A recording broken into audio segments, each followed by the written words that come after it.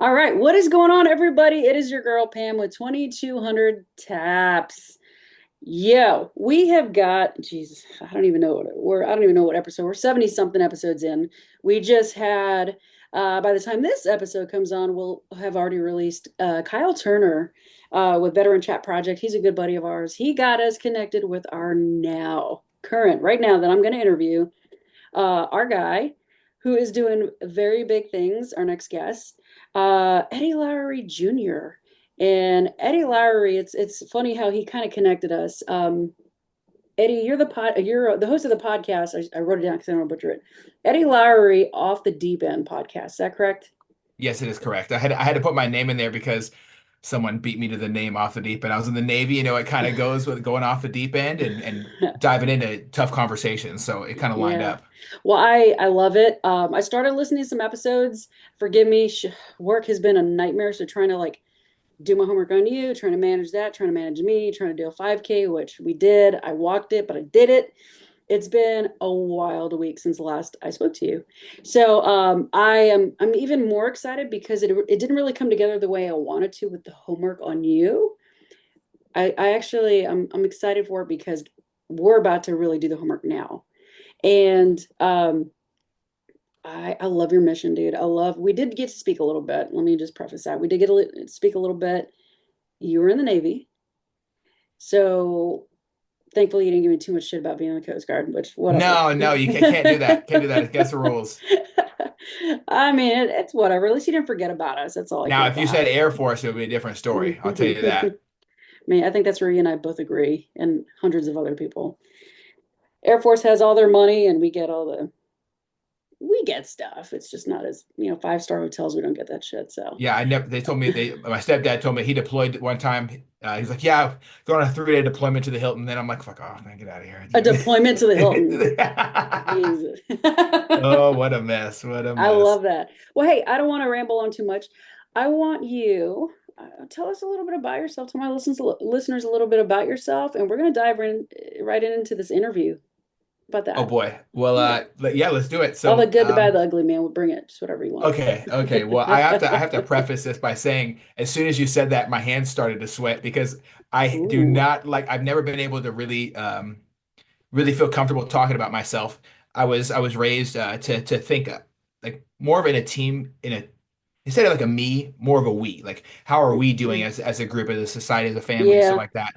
So it's always been kind of difficult for me to do that, but I've been working on talking about myself. So here it's goes hard, but everything. you'll nail it. I know you. I know you will. Yeah, time to crash and burn, right? So, I would say, so I spent 31 years of my life living because I've been alive for 31 years, but I've spent every single one of those years really trying to get to this question we all have, I would say, like, who am I and Mhm. what is my purpose? Why am I here?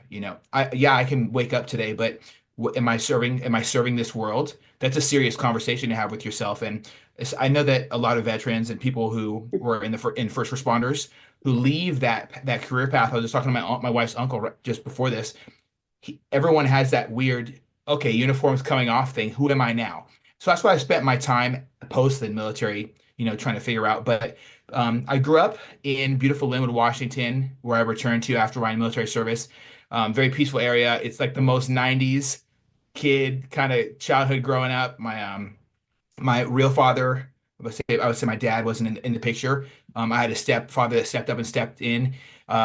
Sadly, he was in the Air Force, but I'm appreciative of his time that he spent dealing with me. I was very reckless, rambunctious as a child, a Yeah. lot of energy. I still do have a lot of energy, and I definitely threw him a lot of curveballs. My mom, very hardworking woman, held down 3 jobs at a time, dealing with rheumatoid arthritis growing Freaking up. rock star, Well, dude. yeah, like right. I was Jeez. like, what? I praise her all the time. Mm-mm. Now I'm able to get my Good. own cell phone. I can call her and be like, Mom, you really set the bar high for what hmm hard work really looks like for me. And I've always been trying to emulate that. I'm super, super grateful for her for that. I love that. So having an example, a military example as childhood, he wasn't like, oh, listen up, recruit. He wasn't like a complete jackwagon when it came to discipline or anything. But Yeah. I learned good morals like integrity, honor, owning your failures, and taking responsibility and making decisions on how to move forward from that from a young age. At first, I rebelled completely, of course, right? Because what Mm, young man is going to listen to somebody saying, "Well, you messed up, now you have to take responsibility." So of yeah. course, like growing up, crazy energy. Spent most of my time jumping on my trampoline, playing with army guys, watching war movies with my grandpa because my Hmm. stepdad was at work on nights and my mom was working multiple jobs, especially when he deployed. I had to step up and be the male in my household, as you would say back then. I had to kind of step up and he told me, he's like, you have to be the man of the house now. This is real. You, your mom, your sister, take care of her, covet them in your protection and do whatever it takes to keep them safe. And I didn't think doing the dishes were a part of keeping them safe, but hey, I did the dishes and all these things that my mom asked and I tried, Well, I mean, in all fairness, how old were you when he told you that? very, very young. I You're don't know. I would say just so like you're I a had little. my little sister was born when I was 7 and he deployed. He we never really had, we still haven't had this conversation because it's difficult for him to talk about still. Hmm. He did lose some friends over there, Yeah. but he deployed right after 9/11. He Okay. came back. Basically the JBLM over here in Tacoma went on lockdown.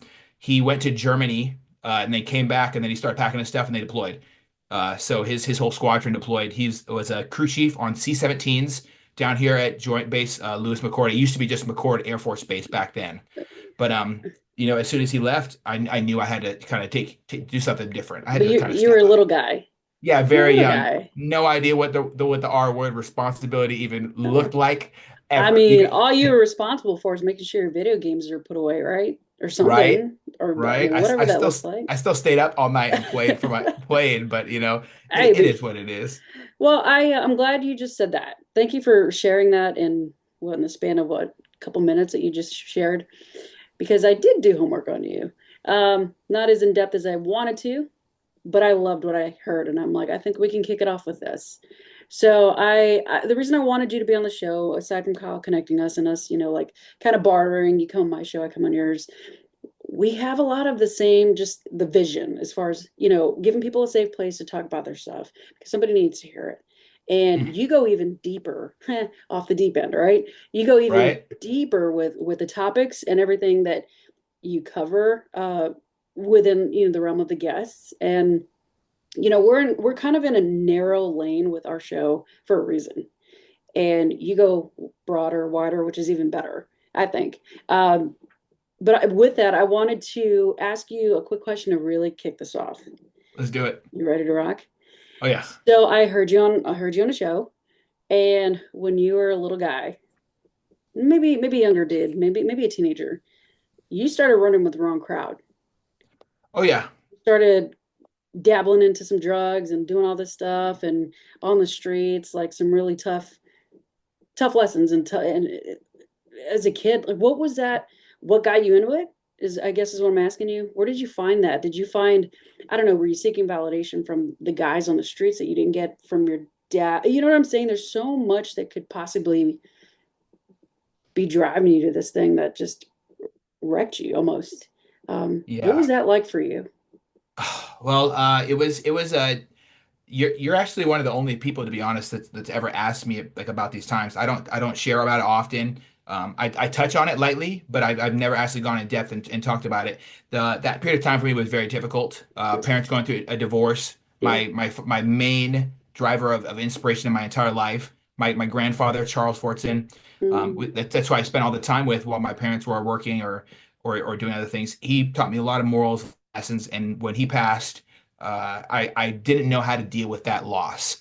Um, I found out that my dad at the time, my Bill, was my stepdad, and my own father abandoned me mm, for a life of drugs, violence, mm. and all these things. And that was a really difficult realization to come to. A lot of guys won't say it, but I will. The question, why am I not enough? Why did he leave me? What you start looking at the world in a different ways. Okay. Well, I don't matter. I'm gonna forge my own path. I don't matter. I don't care about this. Fuck it. You lose your level of F's to give goes down as the term father loses value as well. I think that's one thing that I've really grasped. I can't speak for ladies, but I know how special it is to look at a guy and look up to him and value him more than you value yourself because you're opening yourself from a child perspective and saying, I'm going to accept all of your lessons, all your teachings. I'm going to hang on to every word you say, and I'm going to try to emulate the respect I see people give you because you're a man. That same thing happens in the streets, right? Doesn't matter if it's Bloods and Crips, doesn't matter if it's just organized crime and violence, doesn't matter if even if it's a bunch of what's out there right now. People, these aren't gangs. These are just umbrella gangs, and they focus on fitting a certain image that they see in hip hop. Hmm. And it's violence, death, innocents getting hurt. There's no honor in it at all. Not to say there was a bunch of honor There before, is in the but mob. There you was in know the at mob. least they have like standards, Yeah. gold rules, things to not to do. Don't shoot it. Don't shoot up little girls in the mall, Yeah. kind of things. Women and And children, don't touch them. right? Mm-mm. There's something to be said about that. No matter how we look at how society looks at crime, but Yeah. to me, just getting around people trying to fill an empty void. It started off simple with a teenager, a couple teenagers my age who just were playing basketball with a bunch of older kids, and then those older kids were smoking weed, and then those older kids were doing drug deals, and then those older kids uh, we're accepting other people to hang out with them and learn about their business. And then now next thing I know, I'm dealing with things like crack cocaine, uh, violence, family members being murdered. It escalates so quickly. There's this. You, I need to Please go pause ahead. you. I need to pause you. Take a breath. Take a deep breath. Something just hit you between the eyes, dude. I'm not gonna pass that up. Something just hit you, and I don't know what it is. Is your story how you want to share it with us? But I don't want you to miss an opportunity if there's something that you can just breathe through. Yeah. Something hit you. What was that? Oh, the realization that is exactly what happens. Young men do that. You saw And that. it sucks. It sucks because it's very, very real. It's raw. It's not spoken about enough. And I think you have to become vulnerable enough and actually have, because I don't go to therapy. I do like group therapy and things like that with Yeah. MVP and a couple other things and some of my guy friends, but we don't. It's still something. Like, these are real. These are Yeah. real, real powerful Yeah. emotions that you have to tap into to realize that like my whole body's, I feel like I'm like overheating because Yeah. it's a stressful conversation to have. But when you actually see a piece of your life and you're explaining it, realizing that really like the direct correlation between not having a father or feeling like you've been abandoned by them and your heart, your brain being overwhelmed, all the lessons you've got from your mom, from your grandpa, you throw it in the freaking garbage Mm. and look up to somebody just because they get respect. They And you fit the want to have that narrative. respect from their parents. You want to get that kids like to have that respect from their parents. That they want their parents want children to respect them as well. But I think that's a real thing, and I see the frustration across a young man that I'm somewhat of a shepherd to in my life. I see that same thing for him, but thankfully he doesn't steer his way into negative groups because he's in things like jujitsu and he's around good children, positive families. But for me, man, it's a tough realization. It hit me like right here for real, that realization that you kids do it all the time. They go and look for something that's not there because it's like chasing dragons. Like I know a lot of people who have reclaim their life through sobriety from meth and stuff like that, and they Mm. say they're always got that itch. They're always chasing being high is chasing the dragon. But we all can understand that if anyone who knows what it's like to lose a parent or not have them in their life for a long period of time, and then um, you know, thankfully I got to spend some positive memories with my dad, but damn, I definitely looked for it in the wrong places, and Mm. it leads to it. If anything I can say can add value to anybody else's life, it's never worth it to look for something that you don't have right now. Instead of that, you just got to face it and heal. But 14-year-old didn't know that. 14-year-old just knew let's try to get money and gain respect and understand what power is. Yeah. Like I grew up seeing small gangs, like those were idiots to me.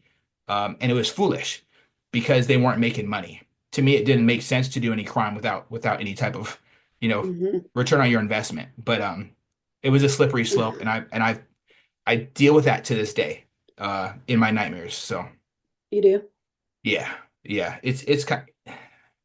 I don't think you really grasp what it means to be a good person until you commit to it and try to go on that journey, and you realize how down in a different direction you've traveled. Like, one of the my biggest things that bothers me about my past is that I'll be attacking my pillow in my sleep and I'll hit my wife.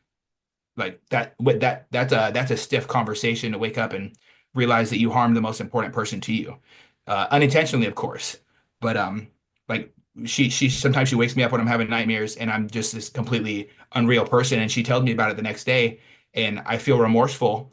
And these are the it's the price you pay for a life of doing wrong things.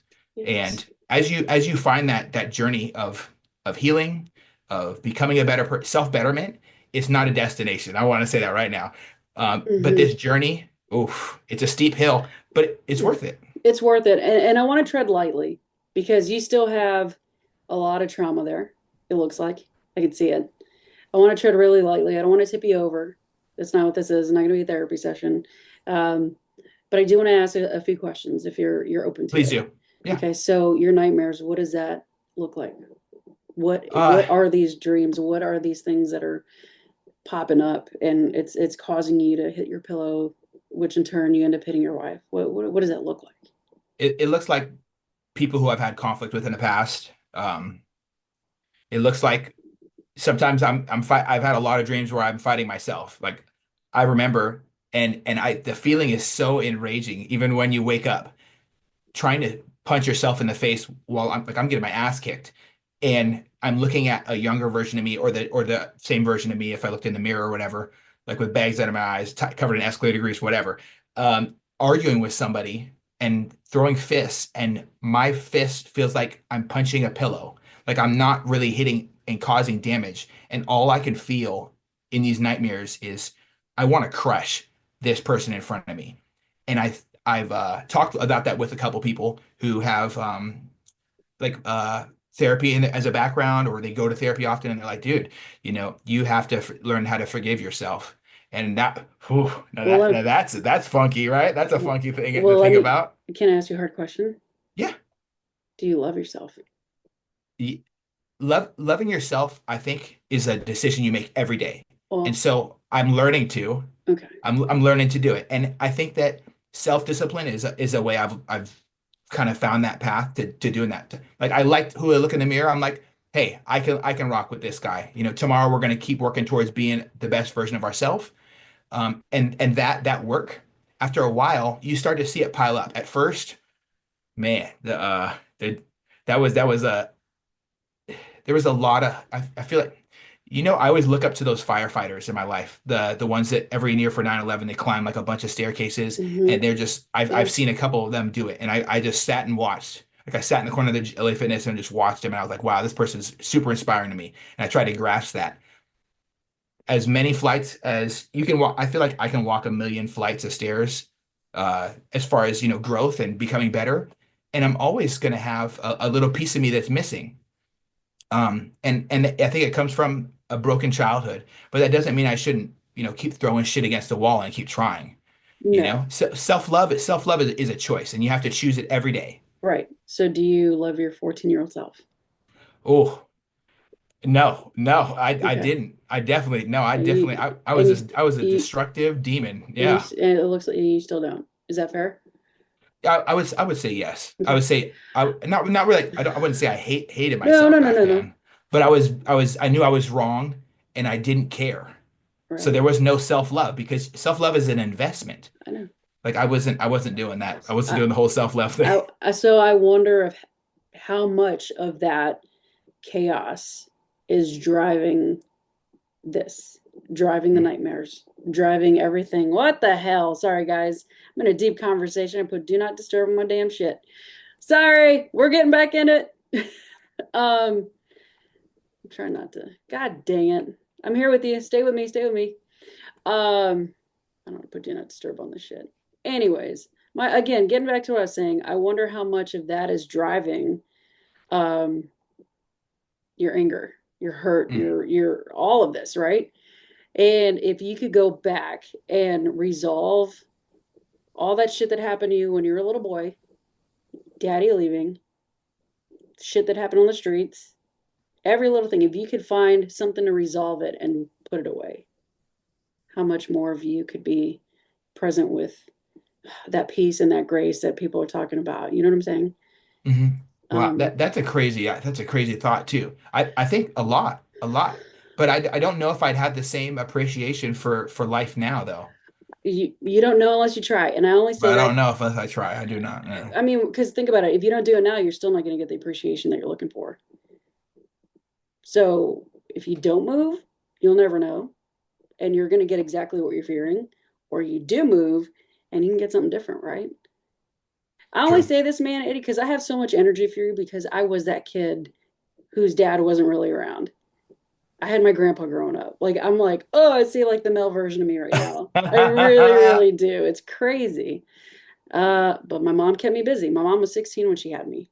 She had every reason to not do what she did to make sure we were okay. But Mhm. she worked full time, school part time, lived with our grandparents. My grandpa was a World War II Korean War vet. I heard his story. You know what I'm saying? It's very similar. The difference is she kept my ass busy. She kept my ass busy in sports. And I did have friends that were in like Brown and Proud and the Crips and the Bloods, and I learned about all that shit, you know, but she kept me busy. And that ultimately kept me from going down a rabbit hole and getting pregnant as a teen or what. I could be a thug right now. I don't fucking know. My point is, and we'll get to it, it wasn't until I started working on the childhood shit, Mhm. your childhood trauma, even the not so good stuff in the in betweens. It wasn't until I did that. It had a stranglehold on me, man. It really did. But until you're willing to, like, okay, maybe I should look at this. Maybe I want to look at it. It's going to be ugly. It's going to be uncomfortable. You're going to cry. You're going to get pissed off, whatever that looks like. It's going to happen. But fuck, dude, these shackles, they're not locked on your, they're around your ankle, but they're not locked. All you got to do is take a step. They've been unlocked the whole time. I definitely can respect and appreciate you saying that. I've recently, I had one of those uncomfortable conversations is what families usually call it. Let's have a family meeting kind of thing. There was Yeah. some controversy about me growing up in my childhood and stuff like that, and I just talked to my stepdad about it, my mom about it, and it was not an easy discussion to have. And I think that like you said, we kind of got to open up these chambers and these boxes that we throw in our attic and just hope never to see them again. Absolutely. Yeah. I've been very, very guilty of that in the past, but I will say that yeah, I've had began to have these conversations about my childhood and actually deal with some of these things. It's just it takes time sometimes to It's, find someone to talk to about it who can look at you without going, "What the hell?" You know? mm-hmm. Because Yeah. I have had those conversations a couple times and the outcome is interesting, but I think it's Yeah. worth it to, like I said before, it is definitely worth it to that self-love journey and this and working on yourself. It is Yeah. a choice. You have to choose every day. And so I'm always open to have those conversations. I'm always willing and appreciative too to have those conversations because without dealing with the trauma that you face in life, you can't keep living. Like you're just holding on all these things, and it doesn't make any sense to walk through life with a freaking 130-pound rucksack on your back when your knees are already breaking apart. So That's really what it is. You know, it really is. And honestly, it's going to sound easier said than done, right? Just put it down. Just put down the rucksack. Stop fucking picking it back up. Just put it down yeah, and rest. But with that, find you people that you trust, do it in a safe place when you're ready. Even when you're not ready, if you're like, fuck it, let's just dive into the deep end, right? right. I mean, I, yeah, dude, I had to have a come to Jesus moment around my shit because I almost killed myself. It was that bad. Um, anyhow, I don't want to say too much into this moment. I just wanted, like, I see a lot of me in you, and you deserve to be free from all that bullshit, dude.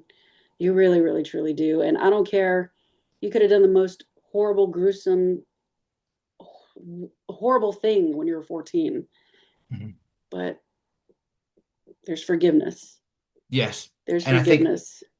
100%. And forgiveness is, I think forgiving yourself might be even harder than asking for forgiveness. I think it's way harder than asking for forgiveness for other people. Yeah. Um, I always say in today's day and age that I'm like, look, when I look, even when I look back on my childhood, who I look at right now, when I see it in the mirror, I've always been, I would say over the last 3 years, I would say specifically, I've really been my own worst critic. Like I'm on my ass every day about trying to be better. Now I might hit my head a couple times because I wasn't shown a certain way to walk through life or to be the best version of me that society wants me to be. But I am working towards being the best version of me and being happy with who I see in the mirror. But it is definitely an everyday journey. And it, like you said, it starts with dealing with that childhood stuff. Rekindling relationship with parents who've forsaken you, or that's how you feel as a If you child, want that like your that. parents, if you If want you that, even want right? that. Yeah. It can be really really difficult. So, but I think it's in my from my experience, me putting in the effort to not be so standoffish just because I don't want to deal with the problem when someone else wants to kind of deal with hash it out. As long as I'm setting my healthy boundaries and stuff like that, it's usually worth it. So me and my mom, we have a great relationship now. A couple of years ago, like I come home from on leave and I'm like screaming at her in front of my in like when she came in to bring me presents. Like that was not a healthy version of me. I was not okay back then, but I've worked on myself. I've worked on myself. She's worked on her. We've Love worked it. on a relationship as well. But those are all choices. Hmm. Like it leads back to what I said before. Every self-love is a choice, and I did not love myself back then. That was drink a bottle of Jack every night and just drown your depression Hmm. self, and be unhappy and angry. It wasn't working out too well. So it is a choice. It is a choice. Um, but people like you and I have to tread lightly when it comes to chasing ghosts. I don't matter. That's the lie that my dad taught me because he wasn't around. So when I was a kid, it's like I guess I don't matter. I don't matter. I don't matter. And then as an adult, any little thing that I feel like I don't matter, I spiral. But if I spiral, I give him the power. And that asshole's not my life. He didn't deserve that. I do matter. And it's 100%. just finding those lies that our parents or whoever taught us, the street, dads, uncles, I don't fucking care who it is, those lies that we believe in when we're little, man. If we can learn to just stop that, Yeah. it's Telling the crazy. voices to shut up is super important.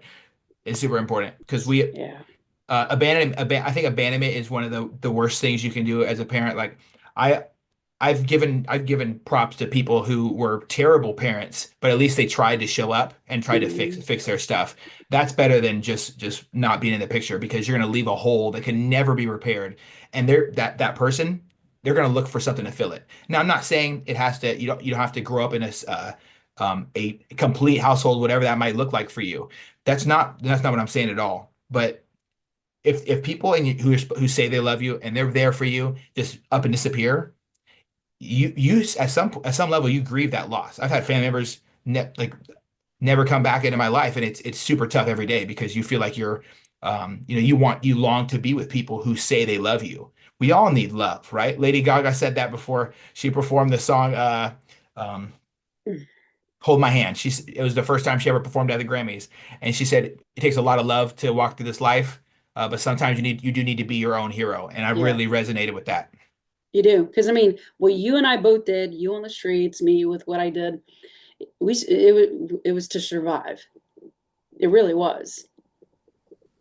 But at some Yeah, point, it's like, there was no other options at all for me. Like I had no other options. It yeah. was live in drug house, make money, and then I just said, this Navy thing doesn't sound too bad. And I rolled the dice. I rolled the dice, and it worked out. But Well, let's um, well let's talk about that. I think you and I think that was a therapy session. Jesus Christ. ain't Um, nothing wrong with that. Ain't nothing wrong I'm with that. I'm okay with it, dude. I'm an open book. You ask me, watch. You get me on the show, ask me anything and everything, and I will be so transparent. It's stupid, but I love it. So yeah, let me see if I remember this because it was like a week ago. You heard about the Navy, Hmm. and you actually got into a fight, right? Right before you shipped out, you Yeah, actually 7 days before I left. It 7 was days. So why Navy and why did you leave?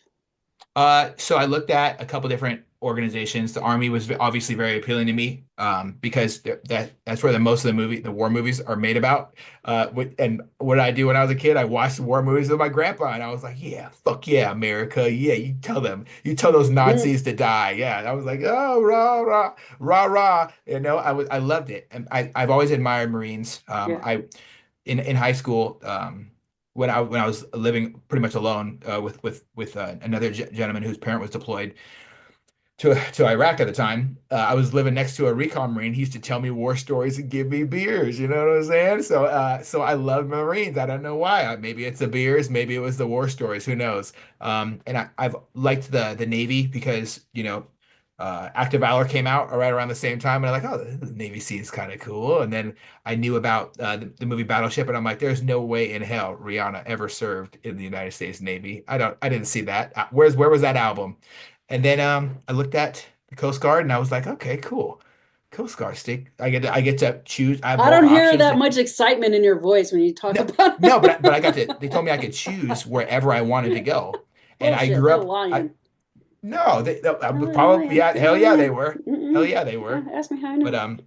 I got told by the recruiter for the Navy that I could choose my orders if I went undesignated. So pack sailor, right? Yeah. Undesignated seaman. You sign up and you say, hey, he'll be like, oh yeah, you just go ahead and study under a department, and then you choose that job once you're already in if you don't know what you want now. I was like, hey, listen, I'm trying to get the fuck out of here, and I'm trying to start my life. I need to get my stuff figured out. It is not a healthy environment, and I need out now.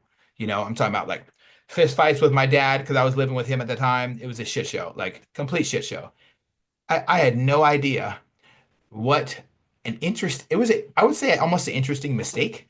I always felt like I would have fit in better with a different branch, but hey, we make decisions, and we can't, once we're contractually obligated to fulfill them, we can't look back. And Yeah. and I don't look back with regret. I'm gonna say that truly and honestly. I'm very, very proud of my military service, and I took it very seriously walking in the door. Um, I'm thankful for my time. I'm thankful for every relationship I cultivated when I was there as well. But man, what could I have done with the Marines? You know how much trouble I would have got into? It would be funny, funny, funny, Don't even funny. want to know. Don't Don't even even want. want I to know a know. lot of Marines. Don't even want to know. Yeah, I would have. They told me I would have ate all the crayons, and I'm like, probably. Fuck it, why not? Every Marine that I know has literally been blown up. And Oh, yeah, so yeah. and Army, but if you're a good Marine, you land on your head apparently when you get blown up. So I don't know. I, We love our I, jarheads, man. I I, swear, you'd have been great. You'd have been great. yeah, yeah. I always think back like, oh, would I ever, if I could go back and consciously know that I chose the Navy before, would I choose another branch? I don't think I would. I think I'd do the exact same journey. So I went in on Des. Um, like you mentioned, I got into a really bad fight. It was the only reason it did. I think it stopped at all was because my mom was screaming like when she got splattered with blood across the room when me and my dad were fighting, and I was like, it was pretty bad. I was on my back, and he was choking me out with he had my shirt in his hand and his fist straight into my windpipe, so I couldn't breathe in at all. It was a trach choke, is what jujitsu would consider it, but it was just his fist into my throat. So I started swinging up at him, and then it splattered blood across the room, and I got him off me, got him on my feet, and then I grabbed my scissors, and I was gonna try to stab him, but it didn't work out. And my mom was screaming, and my best friend was like, "What do I do?" Like, and he was drunk as shit. It was a um, terrible confrontation for any child to have with someone who helped create them and looked out for them and picked them up from school and said how proud of you they were and stuff. It was my going away party for the Navy, and so I left. And everybody downstairs was like, "Where the hell is he going?" And my blood was everywhere. His blood was everywhere. It was not a good day. I just left with my orders, a knife in case I had to like defend myself because I didn't own a gun at the time, and that's it. I was had no home as I was joining the Navy. My wife's family let me in to stay with them until I left, and so. Yeah. But man, that was a interesting time. Thinking back on it, I always feel differently every time, and I know a lot of people who have similar stories where they had they felt like they had no other option. I felt like I was drowning in my life circumstances of the monotonous lifestyle. Hey, I'm gonna get into a 9 to 5, or I'm gonna work for a minimum wage, try to struggle my way up through life. I didn't have any inheritance. I didn't have any family supporting me financially. It was just me. And I was working in the meat and seafood department at QFC. So I just that was who I was. I was just the lowest paid person on the totem pole, and I didn't know what my future had, but I knew um, the second that I signed my name on that contract that I would have somewhere to go, and that I it could be used as a stepping stone for the rest of my life. It's more common than not where people join the service to get away from life circumstances, from the house abuse and whatnot. It's really more common than people think if you're able to do that. So you want a basic? What year do you enlist, or do you want Uh, to be yeah, specific? yeah. Oh, yeah, I can be specific. I tell Okay, you the day, September 25th, 2012. okay, Went over to Great Mistakes, as they call it. So, Great Lakes. 2012. I was It up was there. I was up same there when time. I was out of I was drilling out of Calumet Harbor in Chicago. Oh wow, man. The military is a small place. That Tiny, is tiny. funky. Yeah. So you went, okay, so you're up there. All Yeah. right. And then what was your first unit when you got out? I got sent to the United States beautiful warship, my favorite ship, the best ship in the Navy, in my opinion, USS Theodore Roosevelt, the CVN 71. Oh my God, I'm choking on air now. Excuse me. Excuse me. Over there in Norfolk, Virginia. So I'm every time I'm allergic to Norfolk because of how terrible the weather can be over there. So that's why I coughed up a little bit. Um, Yeah, I'm familiar with Norfolk too. I get yeah, it. Norfolk, Virginia. They sent me over there to the pier, and the ship was in the yards at the time, so Oh, even better. it was not functional whatsoever. Like there were still You can't shipyard even get workers seat time. getting. This bitch is out of the water. Oh no, oh no. So the ship was completely ripped apart. There was a hole in my berthing, and I Yeah. remember the first night I had this guy bring me. Like the first, I almost slept on the street outside the ship because I couldn't get access because I couldn't get any. That you had to have a special pass or whatever. Yeah. So this one guy comes over who ended up getting kicked out like the next month for smoking spice. So he comes over and grabs me and he Good brings me on choice. the yeah, right. He brings me on the ship. And he's like, "Yeah, you're gonna sleep right here, man." And there was a hole in the side of the ship where our room was. So like, it's like a mini barracks with the three stack. I think you've been Three on high? ships. Yeah, three high. Yeah, I was on You one. know. Yeah, so Yeah. you know what's up. It's like a So coffin dream, dude. It's a real thing. it was crazy. It was crazy. So I'm there on the bottom rack. And I'm like, oh, it should probably be warmer down here because it was like 20 degrees in the berthing at the time because there was a fucking hole in the side of it, right? Because after boot camp, I show up like, man, I showed up like December, I think December 28th is when I reported to the Roosevelt. And they're like, yeah, we're in holiday stand down, bro. Just don't do anything stupid and we'll let you know when to show up. Like, I'm like, Okay. okay. And he went back to his apartment. So so there All I right. was. So there I was with a hole in the side of the ship. And Oh. I wake up after a rough night of sleep, to say the least. I would have rather been out there and know I was going to be cold so I could have postured myself better. My toes were fucking frozen. It was a shit show. Oh man, they gave me this thin ass blanket. They didn't even give me the itchy scratchy blanket that You they didn't give get the people wool in blanket? prison. No, they gave that to the Damn. people in prisons. They didn't even have me there. I had this little thin brown piece of shit and like three pairs of socks. Didn't work out. So lessons learned about how great the hospitality can be. You know when they bring you to your first duty station. Well, I was on a buoy tender out of Baltimore. So we had two high because it was 175 foot cut. We call them cutters. But I went in on a 225 buoy tender where they had three high. And I shit you not, I was on because I was a guest, because I just went to go check them out. I had to sleep on the top rack in the berthing area and a shit pipe going right across my head. I'm like, great. So anytime anybody use the head, you just hear whoosh, right over your head. Oh no, I was like, okay, well, this is great. And then I don't think people understand how tight these damn beds are. no, they do not. They call them coffin dreams for a reason. It's tight. It's super tight. Luckily, the two high weren't terribly tight, but the three high were tight. It was tight enough. I was done. Yeah, I've slept under a vent before. Waking up when there's a man overboard and smashing your face into the object above you. Like Yeah. everybody usually does that. I was a coxswain on the Ready Life boat, so hitting my head it was normal. It hit my head. I grab my face, roll, hopefully land on my feet, throw on my flip flops, and sprint to the boat to get it ready. So I'm out there in just my Work. shorts.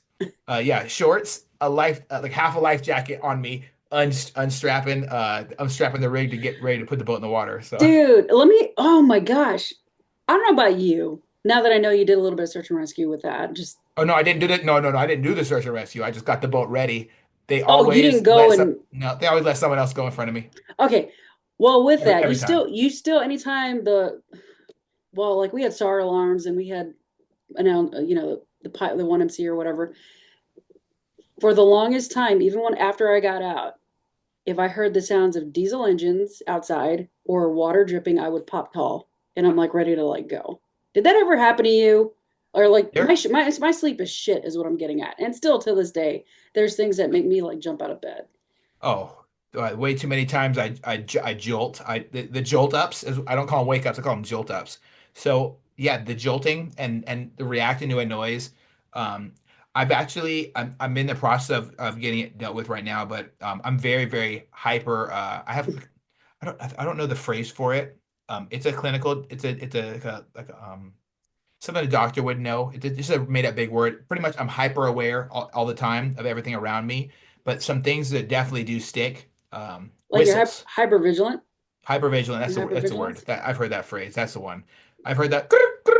If I hear any type of whistle, like at a Seahawks game, but any, I don't go to Seahawks games because I'm not a Seahawks fan. But I won't tell but David that. I won't tell put David. that out. Oh, it's the truth. It is. This is the truth. Okay. But anytime I hear that whistle noise, like it immediately, like hmm those some things don't leave you because it hmm was it was reminded to us many times. It wasn't like drilled into our head like while our heads underwater doing push-ups by the side of a pool or anything. Like we're not in some special warfare group or anything. But they were told us, hey, if you hear that shit, there's one of your people in the water. You better get there quick because if a shark ain't gonna get him, drowning ain't gonna get him, the cold ain't gonna get him, or being lost in the middle of the fucking night without a green chem light on him, it's gonna be a bad day. That's somebody's kid. Get to them, and Even that's all it takes. Told me even with chem you lights, got you it. can't see them. Yeah, Can't yeah, see it's shit with chem crazy. Can't lights. see shit outside. Oh, Mm-mm. and you know what? And the Navy's uniforms, thankfully, they're dark blue, so it'll work out pretty good. Hey, aren't they like blue camouflage in blue water? Yes, the Yeah, digital, yeah, the makes sense. blueberries, those I really appreciated when they took they switched from those to FRVs, those darker coveralls. So Yeah. the fire retardant coveralls, right? Mm. That I don't I didn't do any fire testing on them, but I don't know how much they would have helped because now you have to sweat all the time, so you're miserable. But those were darker than the actual regular coveralls they issued the Navy. So I'm like, oh, they're really not trying to figure. Maybe I'm not saying wear a bright yellow or anything like our PT gear was back then, but I don't know. We can figure something out. Well, life jackets. Why Yeah, do you think ours are always bright ass orange? yeah, right. We have blue uniforms. We have bright ass orange life jackets. Yeah, yeah, but yeah, Uh, man. But the Navy was a crazy time. I really did enjoy every single minute of it. The relationships that I created, oh yeah. a lot of lessons that I learned there ring true to this day. And I'm like, damn, I remember I've been told this before, or man, I know what I should do in this situation because some Yeah. random person from Tennessee with a thick ass accent told me, listen, man, you got to figure it on out. It's always one of those southern bastards. It's always one. I had them too. I had them too. I was one of them redneck. You know what? I learned what moonshine was from a guy that was born and raised West Virginia. Brought some root beer flavored moonshine, apple pie moonshine. It's like, Oh I love yeah. you, dude. You're teaching me all sorts of culture shit right now. Oh yeah, and you know what? I want to touch on something too. Now Sure. that you brought up culture and differences and stuff like that, Yeah. the United States military has to be one of the most unique, like natural, diverse things the world has ever had. Right? It hmm doesn't matter where you come from, who you pray to or who you lay with. You got someone next to you standing shoulder to shoulder with you that's going to have your back in times when you feel like your leadership doesn't, in times where you feel like no one else will. Like I have many conversations throughout the months, of the year, and always I try to make sure consciously to reach out to people every month, if not every day.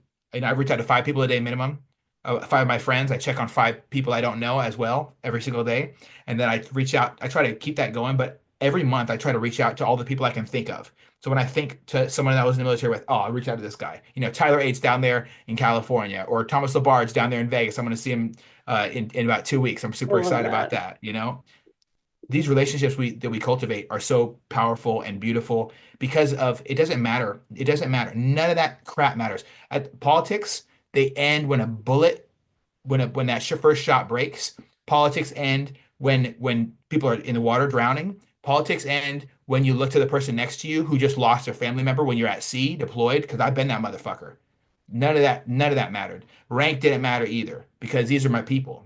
And when they like getting a hug from a 6'4" black dude from Alabama who is the meanest person you've ever met in your life after losing, losing a parent when you're deployed, that's just tough.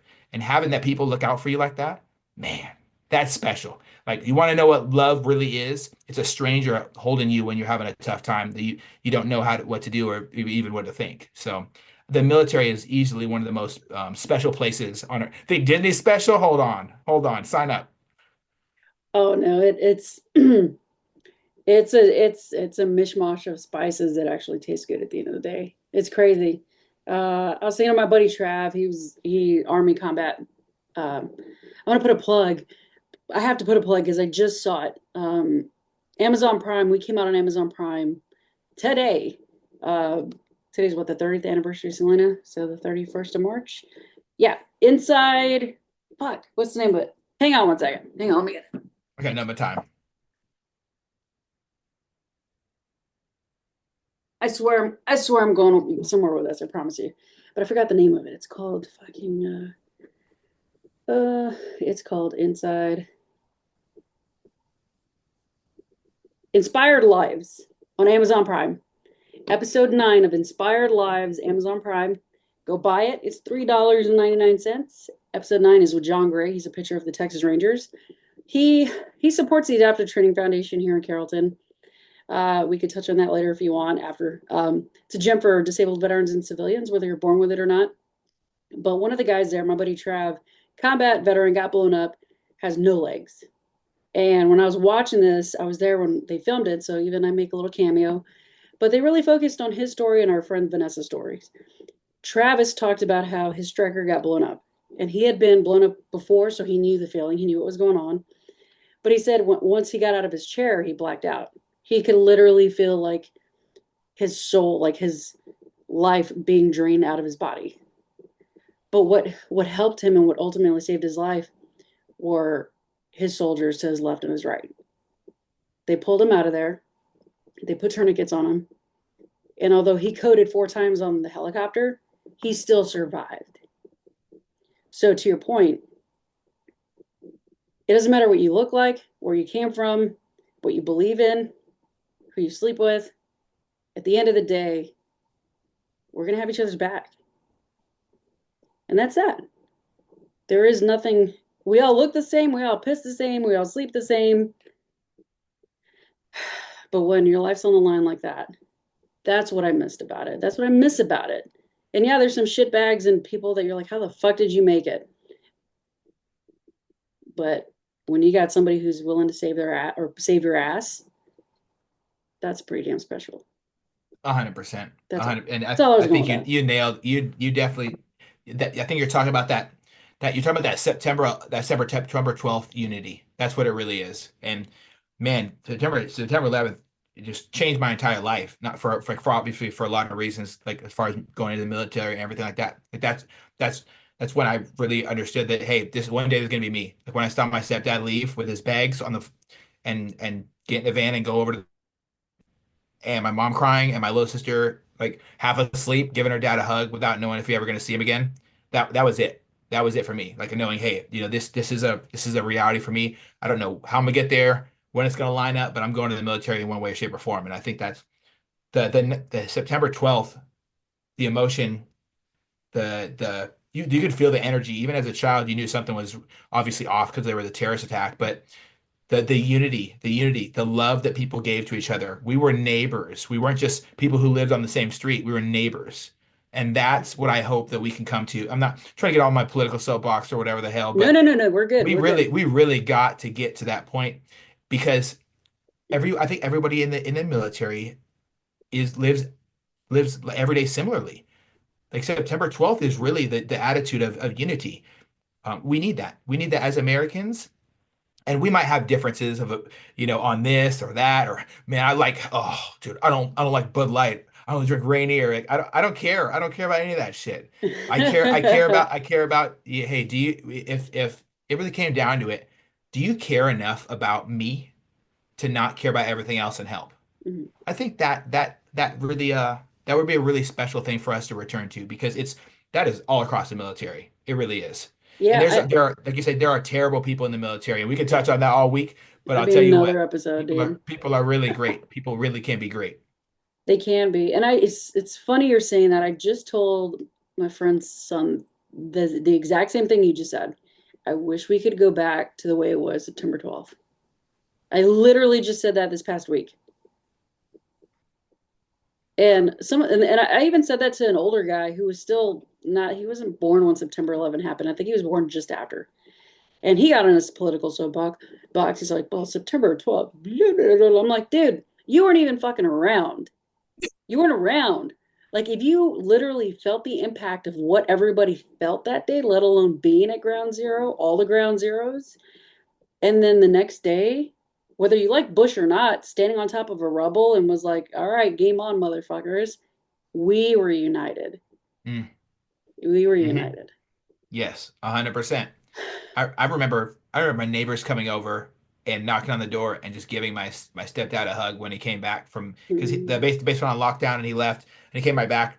Like I don't remember how long it felt like forever. Like when you're a kid, everything feels like forever. Let's not yeah. bullshit here. But he left and then he came back and I remember them knocking on the door and just giving him a big hug is a big hug.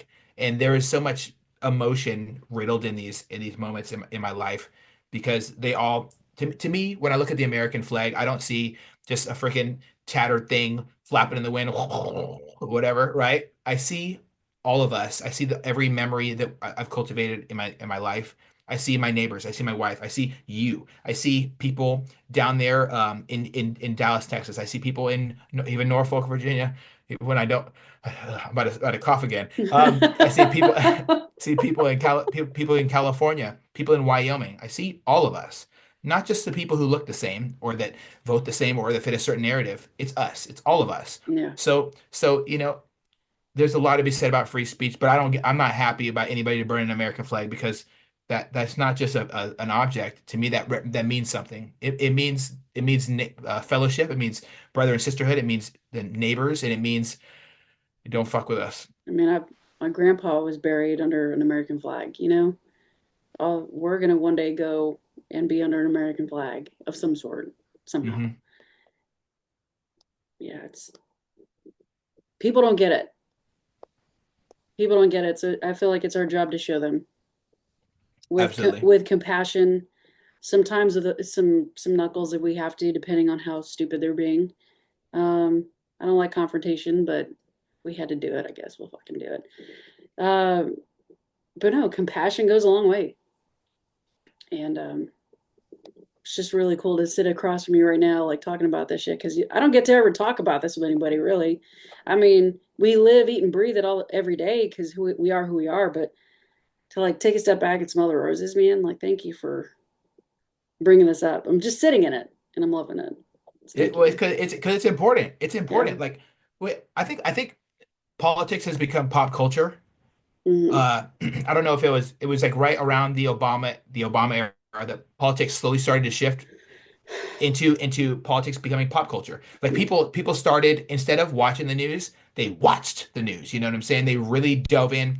Almost, I would say from it, and it could be looked at for some people definitely obsessive, but people are glued to, and they don't want to talk about anything that might upset somebody else. If they do, they want to argue about it. We got to get to a point where we can find civil discourse, unity, all these things. Because if you're not trying to talk to somebody and find that, like, why are you talking to them? You Well, like, don't like, what's the point? well, this. So I'm gonna. I have to distinguish us versus civilians for this little segment. I want to touch on Hmm. briefly. You know how, like, when we enlist, one of the first things they say is if you protest, you can't be in uniform or protest. You can't protest at all. Yeah. That's a thing. Like if you are active duty military or any military member, you are not allowed to protest, especially in uniform. Yeah. Civilians are lucky the government's not trying to put that shit on them. Oh yeah. Oh yeah. Like when we enlist, we don't have freedom of anything. We're government property. Literally, we can get in trouble if we hurt ourselves for destruction of government property, depending on the severity. It's a thing. It happened to a guy I was stationed with. But civilians don't have to worry about that. So, like, be fucking happy that you have your freedom of speech. You can go do all this bullshit that maybe you and I don't agree with, but we fucking did it for you. We did it for Yeah. us. We do it for us. Whether you agree with me or 100%. not, I don't care. And I it's I worth it know every time. all I know is my body's fucked up because of it. I Right? wouldn't change a thing either. Yeah, when I get that Um, electric shock feeling in my wrists, I remember like, damn, I really tugged around on mooring lines this many times to where my wrist doesn't want to work normally when I'm pulling things. Like there's not yeah. they got to a point for me where there's no amount of weight training that's gonna help strength. Like I got one hand that it's got the grip strength of a toddler, a strong toddler. That's about it. So, oh man, but you're absolutely right. I mean, It's very important that we look at the youth who are who are growing up with very strong voices right now, which is super I think exciting, it's great. and people who are out there voicing their opinion. And it's great that they are able to do that because I've like work right now I work on elevators and escalators in the Seattle area, and I work with a guy from Iran who is a political refugee who fled the Wow. tyranny there. Damn. He remember apartment complexes being bombed and blown up by the military with kids in them so that the parents didn't speak out against them about against the regime anymore. Hmm. I saw the tears in his eye. We were just in the middle of the night inside of Nordstrom's, and we're sitting there on our break we like clean the escalator, do all the testing, and then we monitor it for a little bit. He's telling me this, and he's like crying. He's sitting on the floor just crying, talking to me about this. He told me about how they killed his dog in front of his kids because he said he wanted to come to America, and that they threatened. They said his kids were next, and then his wife. Wow. This is the truth about other understand how lovely it is to wake up and be able to say, I don't like the president, or I do like the president, or I don't like you, or I hate this music, or to say anything. It's important that we preserve freedom of speech. It's important that we preserve the ability to have comments at small city council meetings. At no legislation should be banning these things, and it's important that we are grateful that we have these opportunities because Yeah. there's other countries where women don't have any rights at all, even to Hmm. speak.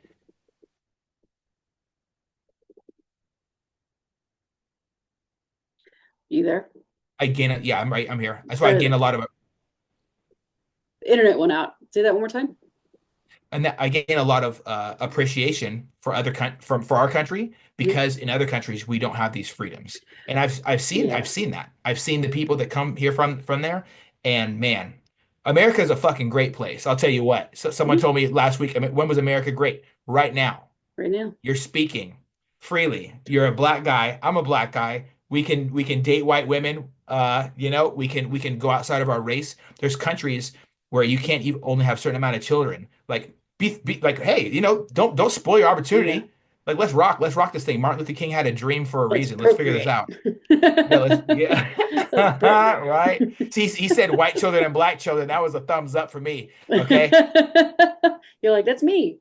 Yeah, yeah. No, it really, and I mean that. Like, yeah, I'm a joking, fucking around. Yeah, but when I heard that, I really, really tuned into it and believed it. Yeah. We have a lot of great things going on in this country, and it's because of the freedoms brought to us by the sacrifice of a lot of people who aren't here anymore, and people who say, I'm gonna sign up so other people's kids don't get drafted." And so that's why I want to make sure to during this episode to thank you for your service because without people like you it would have never paved the way for the next generation of us. Like I'm just one Of generation course, behind man. you, like a couple fucking years, but like y'all were the inspirational ones to us when we were teenagers.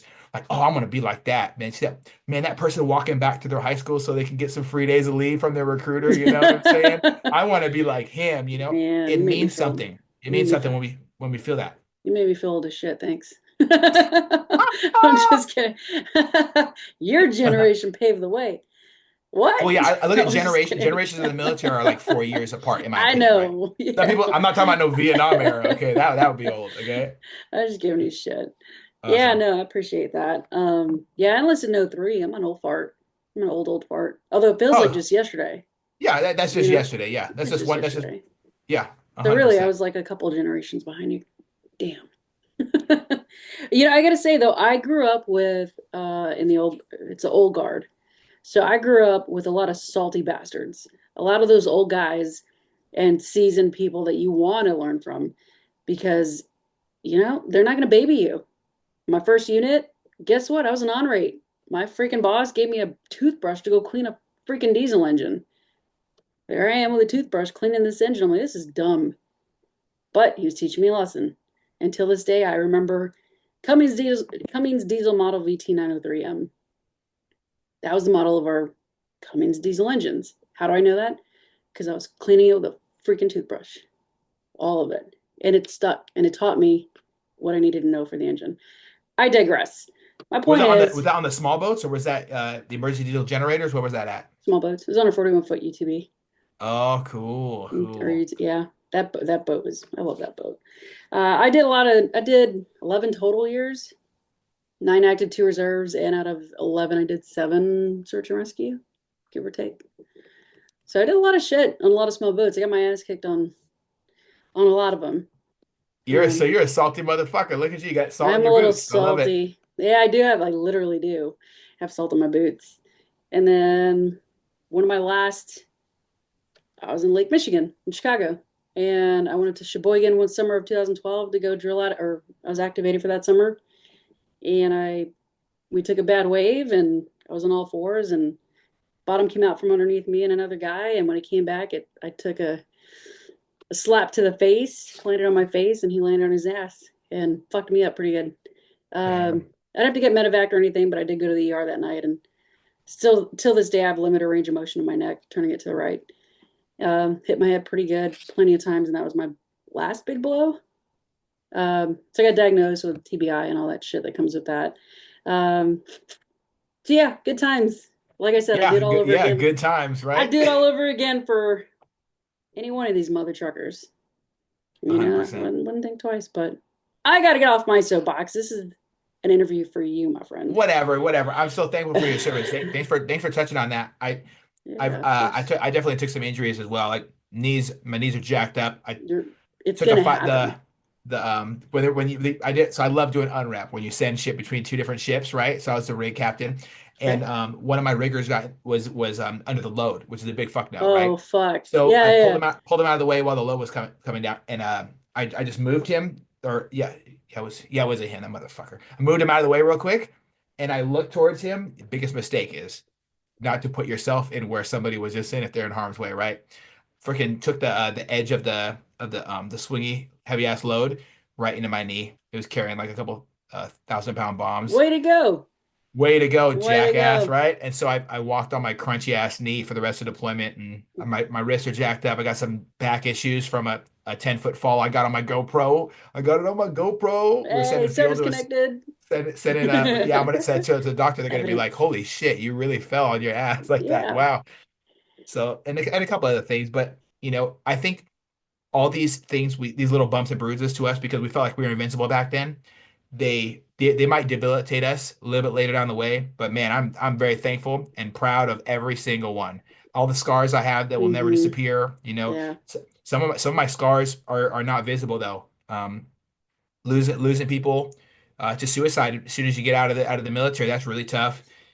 People trying to commit suicide on deployment, pulling them off the edge of the ship, that's tough. I've been on the edge of the ship myself once when I lost my dad when I was deployed, dealing with the guilt of our failed relationship and the issues and the things that I said to him before he passed.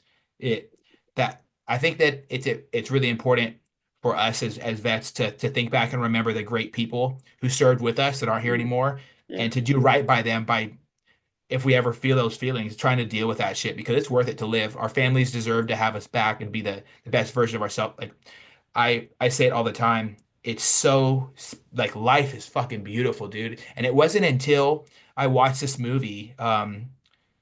man, this movie, oh God, how it slipping my I think alpha brain. It's not supposed to slip my memory. That's bullshit.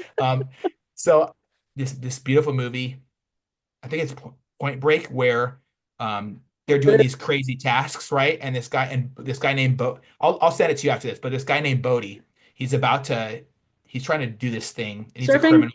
Yeah, the surfing, right? where And they're he's about to hit robbing that crazy ass. banks. Yes, Yeah, that's Point Break. and he's about to hit this crazy he's about to hit this crazy ass wave, and Yeah, he's in this terrible storm, and he and the guy trading him is a F trailing him is an FBI agent, Keanu and he's Reeves. like, yeah, he's like, Hmm? dude, you're about to go and die doing this. Like the newer one is when the redo they did is where I got this from, but he's like, dude, you're about to freaking die out there, what are you talking about? And he says, and isn't that beautiful? Like he pointed to that wave. Well, I don't want to drown, and I'm scared of sharks, so that wasn't look beautiful to me. But I try to find that where is that passion at? That's what I try to live every day and find. And I found it in the smallest, simplest things. What's that? With working out. Freaking yesterday I mowed the lawn for the first time at my new house. I was happy as a clown. I found it in being at peace laughing with my wife, watching a movie I've watched a million times over, remembering a fraction of like a happy part of my childhood, and just being thankful and appreciative, practicing an attitude of gratitude. When we get rid of all the noise and we get rid of all the craziness, dysfunctionality of our jobs or careers, my manager's on my ass again, whatever, right? We can really find out what makes us happy. And I think happiness, just as well as self-love and self-forgiveness, these are all choices you have to make every single day. Yeah. And so for me, hunting that happiness has been like my life's work over the past 3 years. I found it, I tried different beers. I found out I don't like IPAs. Okay, that doesn't make me happy, so I That's don't my drink them. beer. That's my I, beer. I, oh, ain't nothing wrong with that. I'm good. I'm happy. I'm happy for you. I don't like to drink to get drunk because when I get Yeah. drunk, I get sad or angry or Hmm. depressed. And if I'm depressed, it's just going to get worse because of alcohol. So Hmm. I don't get drunk anymore. I'm always my designated driver. I'm drinking more responsibly now because that makes me happy. I don't have to worry about driving home after I get a beer with dinner, and I drink responsibly at my own house. That makes Yeah. me happy. Yeah. Sports, fitness, these things make me happy. I think it's worth it. It's totally worth it to find happiness. But you got to hunt it. You have to hunt that shit. Well, I'm glad you brought that up because I wanted to segue into like what does make you happy and what's been working for you. Because you have your childhood trauma, Mm-hmm.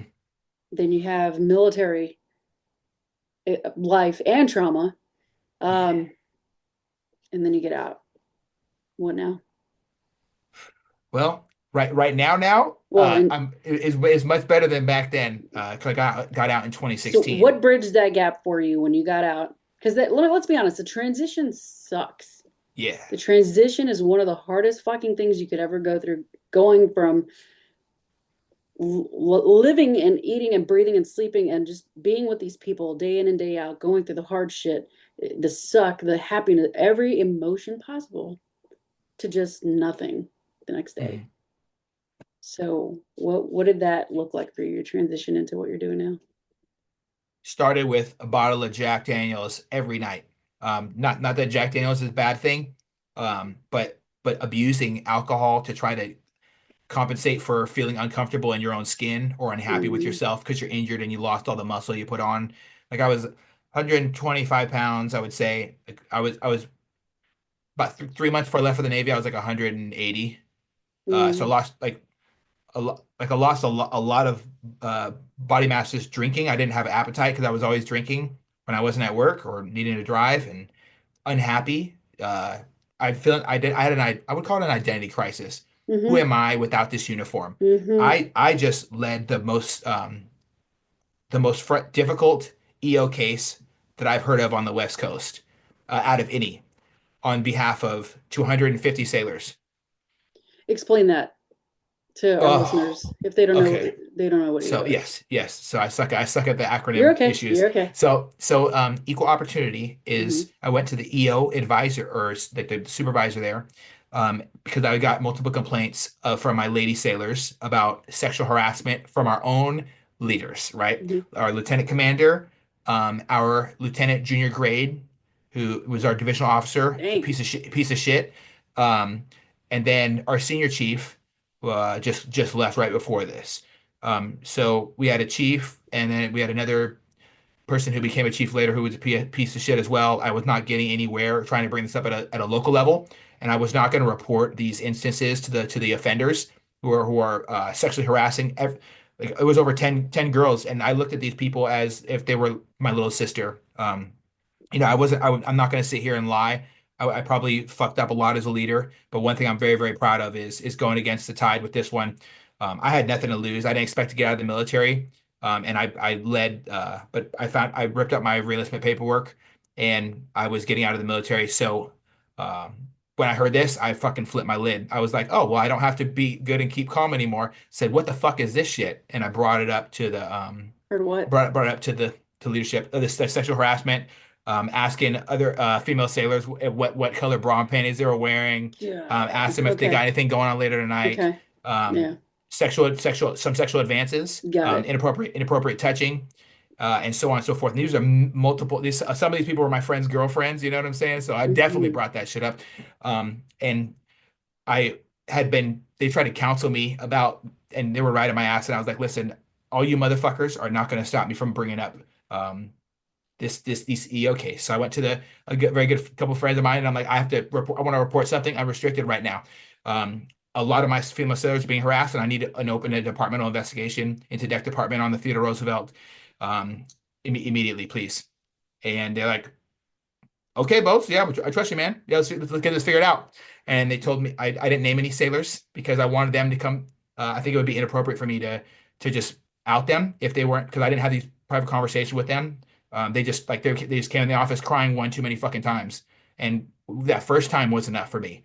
Turns out it happened to a bunch of people, not just one girl who I reported on behalf of. And I'm super proud of all these young ladies. They left their people don't think about this. Like all the girls that sign up for the military, guys too, but they leave their household.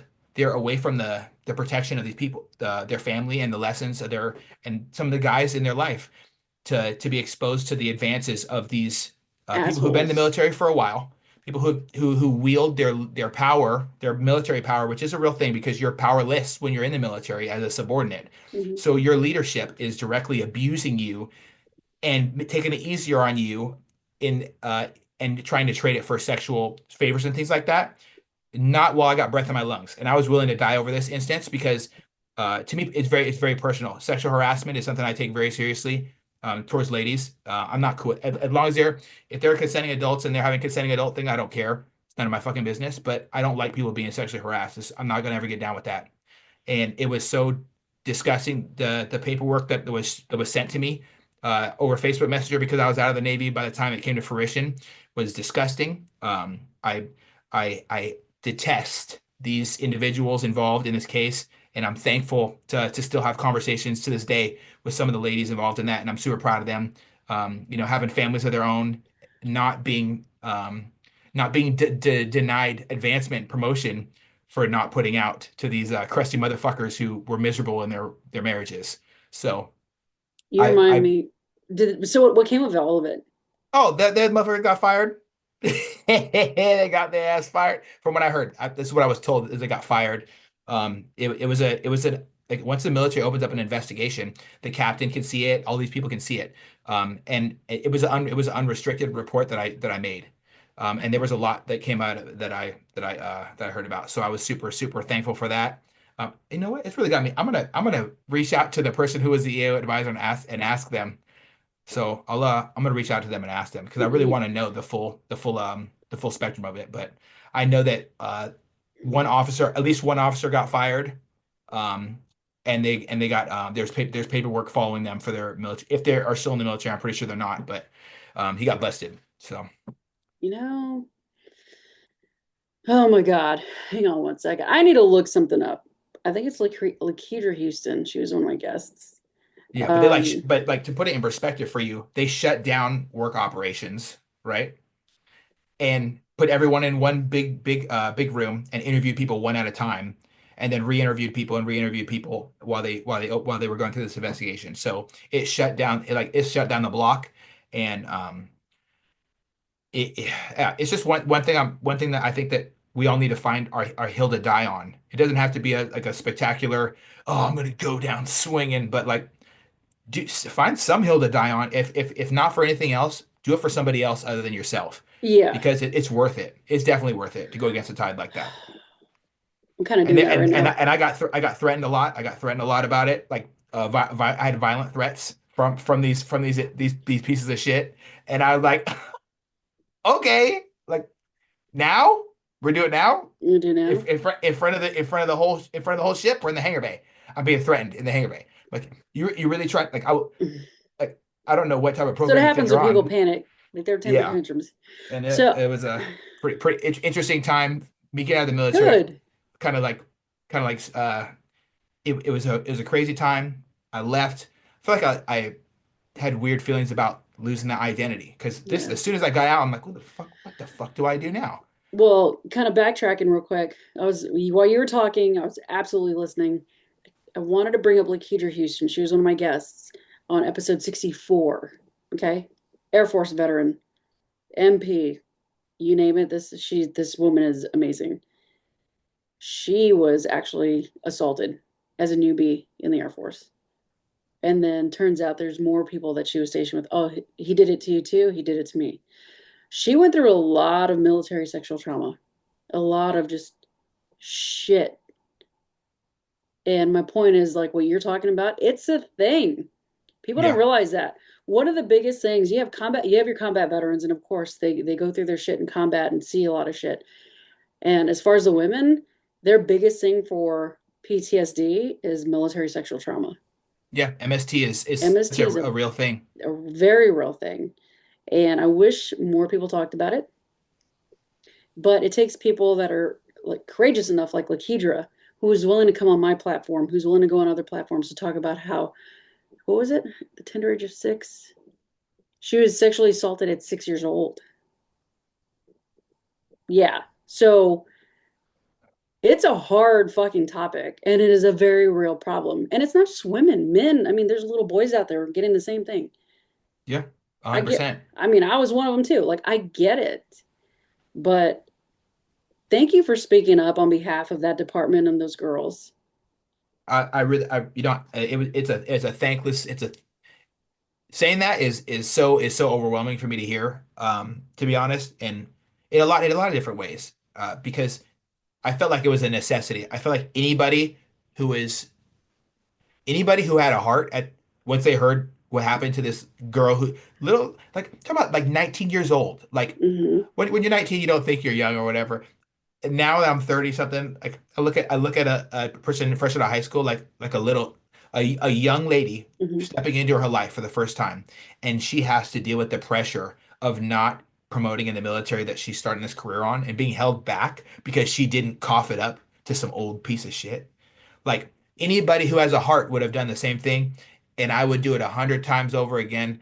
And I told I told the lieutenant junior grade to his face, said I got right. I was like I almost kissed him. I said, listen here, little bitch, I will die right now over this. Like, are you ready to do the same? Then don't fucking threaten me. And I told him, I'm very very proud of my actions, in that moment, because I feel that a lot of my times as a leader, I failed terribly because I don't know if I was following the wrong leadership or just trying too hard or what. But either way, like when I got out, I didn't know who the hell I was. I didn't have any real true sense of direction. I didn't know who I was beyond my uniform. I thought that was who I was because, like you said, we spent all this time becoming this. You become the sailor. You become the guardsman. You become whatever the hell they call people in the Air Force. No, this plan. Don't shoot. Don't shoot. Don't shoot. You Actually, what become do they call people in the Air Force? Airmen. Airmen. There you It's airmen, yeah, go. airmen, I really didn't and know. we become soldiers and become Marines, Yeah. you know, and people in the Space Force now, right? What Is do that they call something crazy, them? right? What do they call them? Astronaut junior grade. Yep. So them too. Like all of us, we become these things. It becomes who we are. We don't, it's not just an identity, I wouldn't even say at that point.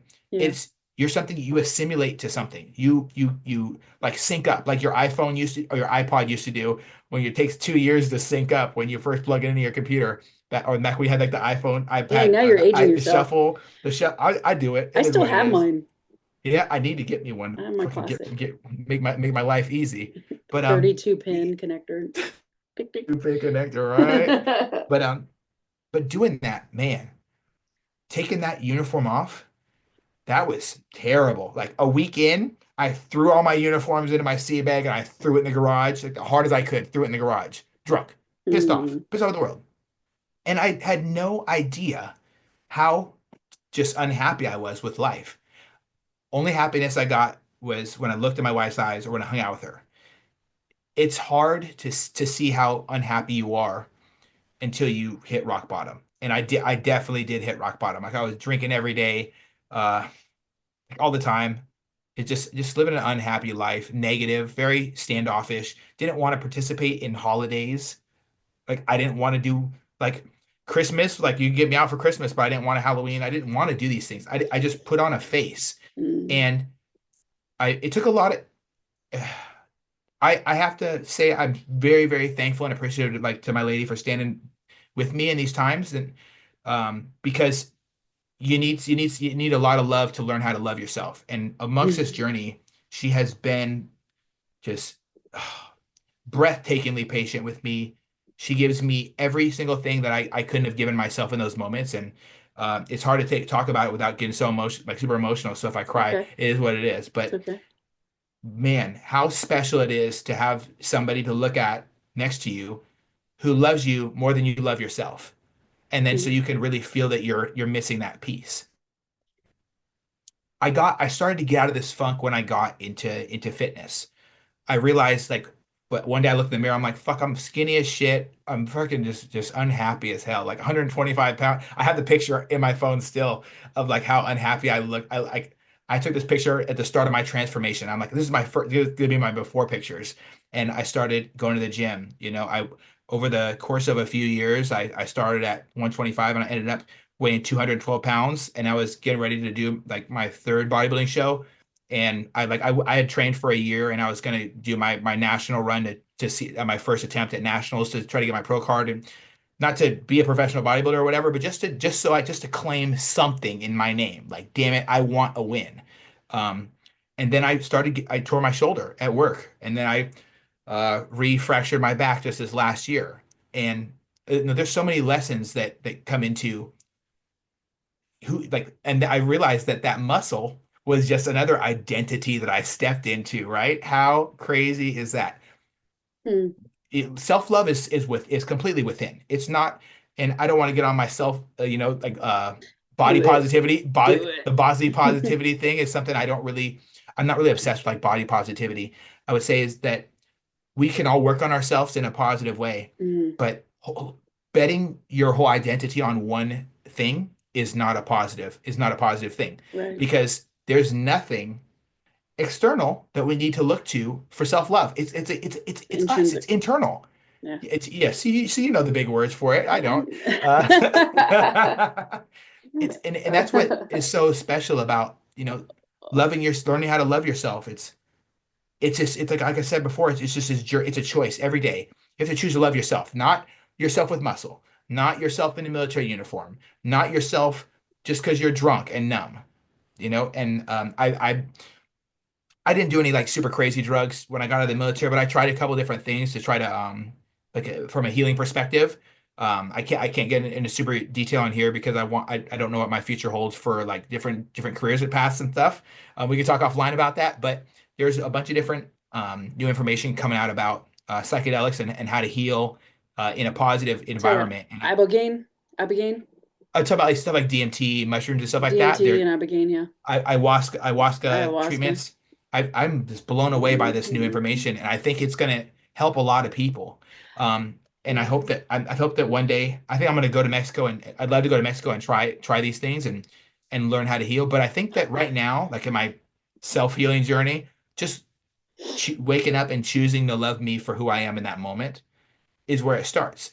Letting go of the guilt of me not being on good terms with my dad when he died. Like we were not on good terms when I left for the Navy. Damn sure we're not on good terms just because I was on the water. Like really not on good terms. Like if we see each other, it's going to be the someone has to die.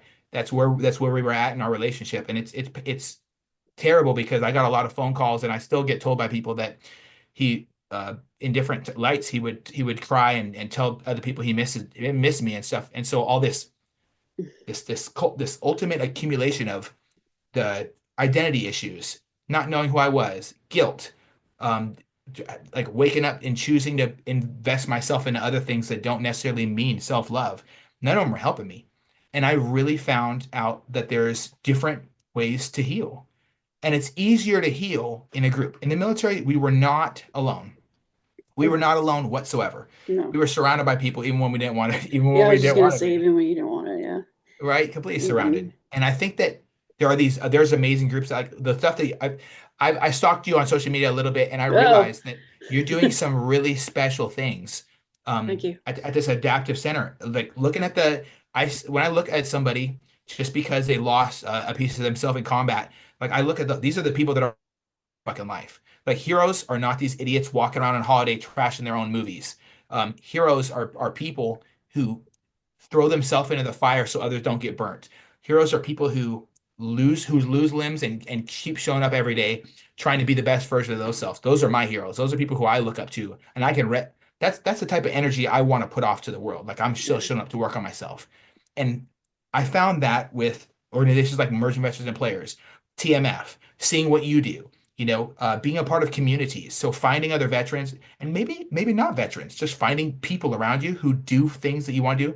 Fitness really, really, really, really, in many different ways, saved my life. Not Yeah. necessarily bodybuilding, but fitness. Crushing a workout or hitting the mats in jiu-jitsu, like it doesn't matter if my left leg is feeling numb that day or not.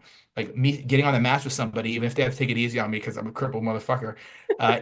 It's so healing as a group is where I found my health and how I found myself again. I found who I was beyond the uniform, beyond the layers. Like I get rid of all the shit I'm very thankful for in my life. Who the fuck am I?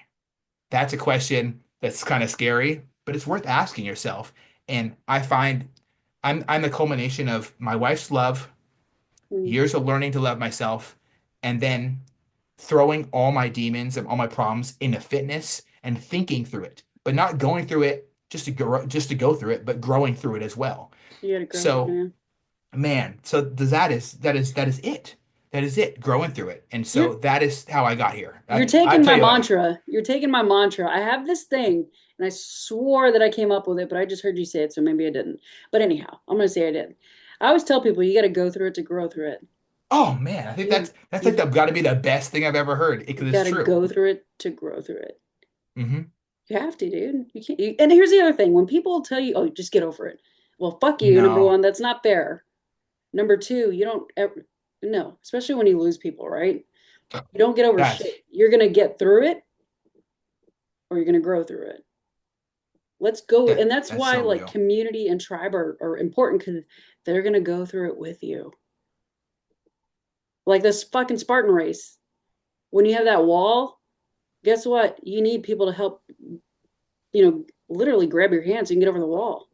Yes. When it's full of mud and muck and all that bullshit, you still have somebody that's gonna help you get over that wall. So my point is tribe is important. And Tribe is very important. fitness is it's a great outlet. It's a great outlet. Yeah. I think movement is one of the some people call it an alternative form of therapy, and I'm trying to ditch that nonsense. Like don't listen to me because I didn't go to college, but if you get rid of the whole it's an alternative. It is therapy. It's therapy is it's like a part of the beholder. Like I have a friend up here, David Conkler. He loves to go on hikes. He puts something together called Route to Step. And he hikes. He does hiking therapy. Just goes out with some vets. Hey, let's go throw on some weight on our back and let's go for a walk. That's I guess for the army. I guess they didn't get enough of that in the army. You know what I'm saying? So, Yeah, they like like, Ruckin. they like their rucks. They like their rucks. But him and his wife, they've done so much to help veterans in this area and they go and hike. And I think that's great. I think working out and then talking about your feelings right after is really good after you get that dopamine flush. Mm. Running as a group, jogging as a group, just fuck it, playing chess with some friends. Anything but just drinking about it and is really what my message is when I say this. But find a version of therapy that is yourself. that works for yourself. Don't get. I try not to get wrapped up too much in just video games and things like that. Escapism is a positive thing, but in moderation. Because you still got to come back to this life. Don't let it become miserable around you, putting off the things that you could find that could make you happy. I fuck it, jazzercise. I don't care what you do. Move, do something. Yeah, motion's lotion anyways. Motion is lotion. Motion is lotion. That's right. Yeah. Yeah. My buddy Lotion with, Tim, with some bones creaking over here on tell my you. end. Like, My buddy Tim told me that one day. He's like, "Hey PB," because they call me PB at the gym. Hey PB, we were just talking. He's like, "Motion's lotion." I'm like, "What do you mean?" He's like, "Think about it. Like working out, you're moving the joints, you're lubricating the joints, everything's moving and grooving nice. When you're stagnant, you're not doing shit. You start getting stiff. Think about people in the hospital. Think about people that are in a coma. They need nurses to like move them so they don't get fucking stiff and literally turn into rigor, which is another story. So motion is lotion. Just keep moving. I think moving the body, moving the mind, same thing. Moving mhm. the soul, find what works for you. And I'm glad fitness is one of many things that you found that's working for you. Yes. Um, Can I touch on, can I just share one more? Yeah. Absolutely, absolutely. Shooting. If you're Oh not yeah. afraid of, if struggle, I shouldn't say afraid, but if you don't struggle with firearms, shoot. But if you're not feeling okay up top, find a friend and let them lock up your guns. Yeah. In 2022, I lost 24 people I knew to suicide. Like there was a, oh man, just thinking back, it's such a disgustingly difficult time in my life, seeing people who don't want to live anymore that made some of the best memories of my life like be a thing because a lot like other than my life has just been uncertainty. Like I'm the first one to own that. My life has been uncertainty, confusion, broken home family drama shit and lies and deceit. I she's been my constant and I'm really appreciative of her. Making friendships, special friendships and relationships with people that you're around all the time is really great. Seeing an MA who used to pretend to be mean and then smile and say just plain all the time, who removed herself from this world in Bahrain a couple years ago, that was tough. Um, one of the guys I joined the elevator trade with, Brandon, take his life. Um, after we were gonna go hang out. He was in the Coast Guard. He was a bosun mate, second class, and I was a BM2 in the Navy. So we were kind of What's his last jiving. name? I have to look it up in the union regs. We didn't go by last names when we got out, but I'll write it I down. think I But know who you're talking about. yeah, over here in Seattle, Washington, he climbed up. He said goodbye to his fiance at the time, and I found out from his fiance. I told everyone at the elevator union. We passed the hat at the union meeting for him. He was like my first friend I came in the elevator trade with, and he had the same job in life as me. Climbed up a mountain and removed himself from this world. There's a lot of people out there. We don't know what they're holding on to, and I think community is so important because it helps expose these parts of us that we might not like. And when you're around people who you do like, they kind of it sounds kind of maybe shallow, but a lot of my friends made up for a lot of pieces that were missing in me. And I have a lot of friends who are my age, who are my father figures. I have a lot of mothers who stepped up in my life when I wasn't talking to mine, and I'm thankful that my mom's a part of my life now, and to help me to kind of move past a lot of issues in my childhood. But it feels like every time I talk to her, there's a new lie that was unraveled in my childhood, and it can be tough. Finding finding happiness is difficult, but it's better with a group of people. And if we all come together as a society and love each other and create community, hopefully we can get rid of these suicides because, man, Pat, it's on my podcast logo. Don't pass the pain. It's a real thing. I got it tattooed on my arm. Like, don't Yeah. do this. Don't pass the pain to other people around you because we care. Kyle was So very big. He was really big on hitting on that with me. Don't pass the pain. Because we did a little exercise and the number was, it wasn't a good thing, but we realized how many people we lost. And if we had 100 people in a room, it would equal so many thousands of people that we could potentially know that we lost to suicide. But yeah, don't pass the pain. I mean, and one thing I want to do, and help me, Eddie, on this one, for those who feel scared to ask the question, don't feel obligated to save their life. You don't have to feel any sort of obligation. It's not your responsibility. And what hurts my heart the most is when people die and people put that responsibility on themselves. Well, had I just done this, had I just called, had I done, sure, yeah, but at the end of the day, they're going to make their choice. And I say that from experience, and I'll leave you with this on this soapbox. There was a veteran got blown up, Afghanistan, whole 9 yards, right? Big advocate for mental health and veteran suicide. Ends up killing himself. And it was a shock to the community. He was a big deal in the DFW Metroplex. And there was a lady that helped train him to help him get better, but he didn't finish the training. And the day before his funeral, I asked her, how do you handle this? How do you not blame yourself for something like this? She said the most profound thing that I will take with me to my grave. She said, how arrogant would it be of me to think that I had the magic words to save his life? I was like, oh. She's like, I'm not. That's deep. Yeah. I was like, damn. I'm not. She's like, I'm not God or whoever his God was or whoever your God is. How arrogant would it be of me to think that I had the magic words to save his life? Oh man, that I'm is gonna such a powerful thing to say. put that on a damn t-shirt. Shout out I Bridget oh Meehan. That boy, was freaking beautiful. So that's huge. when she said that, it helped me release myself from those moments, the woulda, shoulda, coulda. And I'll tell you from experience, being on the darkest day of my life, wanting to just be done. You got people around you, you have support, you have people that love you, but at the end of the day, you just want the fucking pain to stop. That's it. That's it. Yeah. Yeah, and I really admire you Need a sharing beer. that sharing that piece. Yeah, yeah. I really admire you sharing that piece because such a real thing. So, nobody I've never heard anybody talk about it, so I'm just gonna say it. Please. Um, survivor's guilt is a weird thing. I don't think there's a phrase made up for it surrounding your friends committing suicide with Mm-mm. when you can't even be there to talk to their family. You can't you can't be there to speak at their funerals and talk about how much of an impact that person's made on in your life. And um the closest thing I've ever been able to do is I had a friend recently and I tried everything multiple interventions like me and become my friends and it didn't work out and he ended up drinking himself to death very recently and it's he was like a major part of our lives. Me and my wife knew him way better than me, and it was really tough for me to, and it still is tough for me. It makes me cry often when I think about it, how it hurt everyone around him, and some of my friends are still really, and I'm gonna send this to him after this, but a couple of my friends are really still struggling with that loss. Like, what could I have done anything else?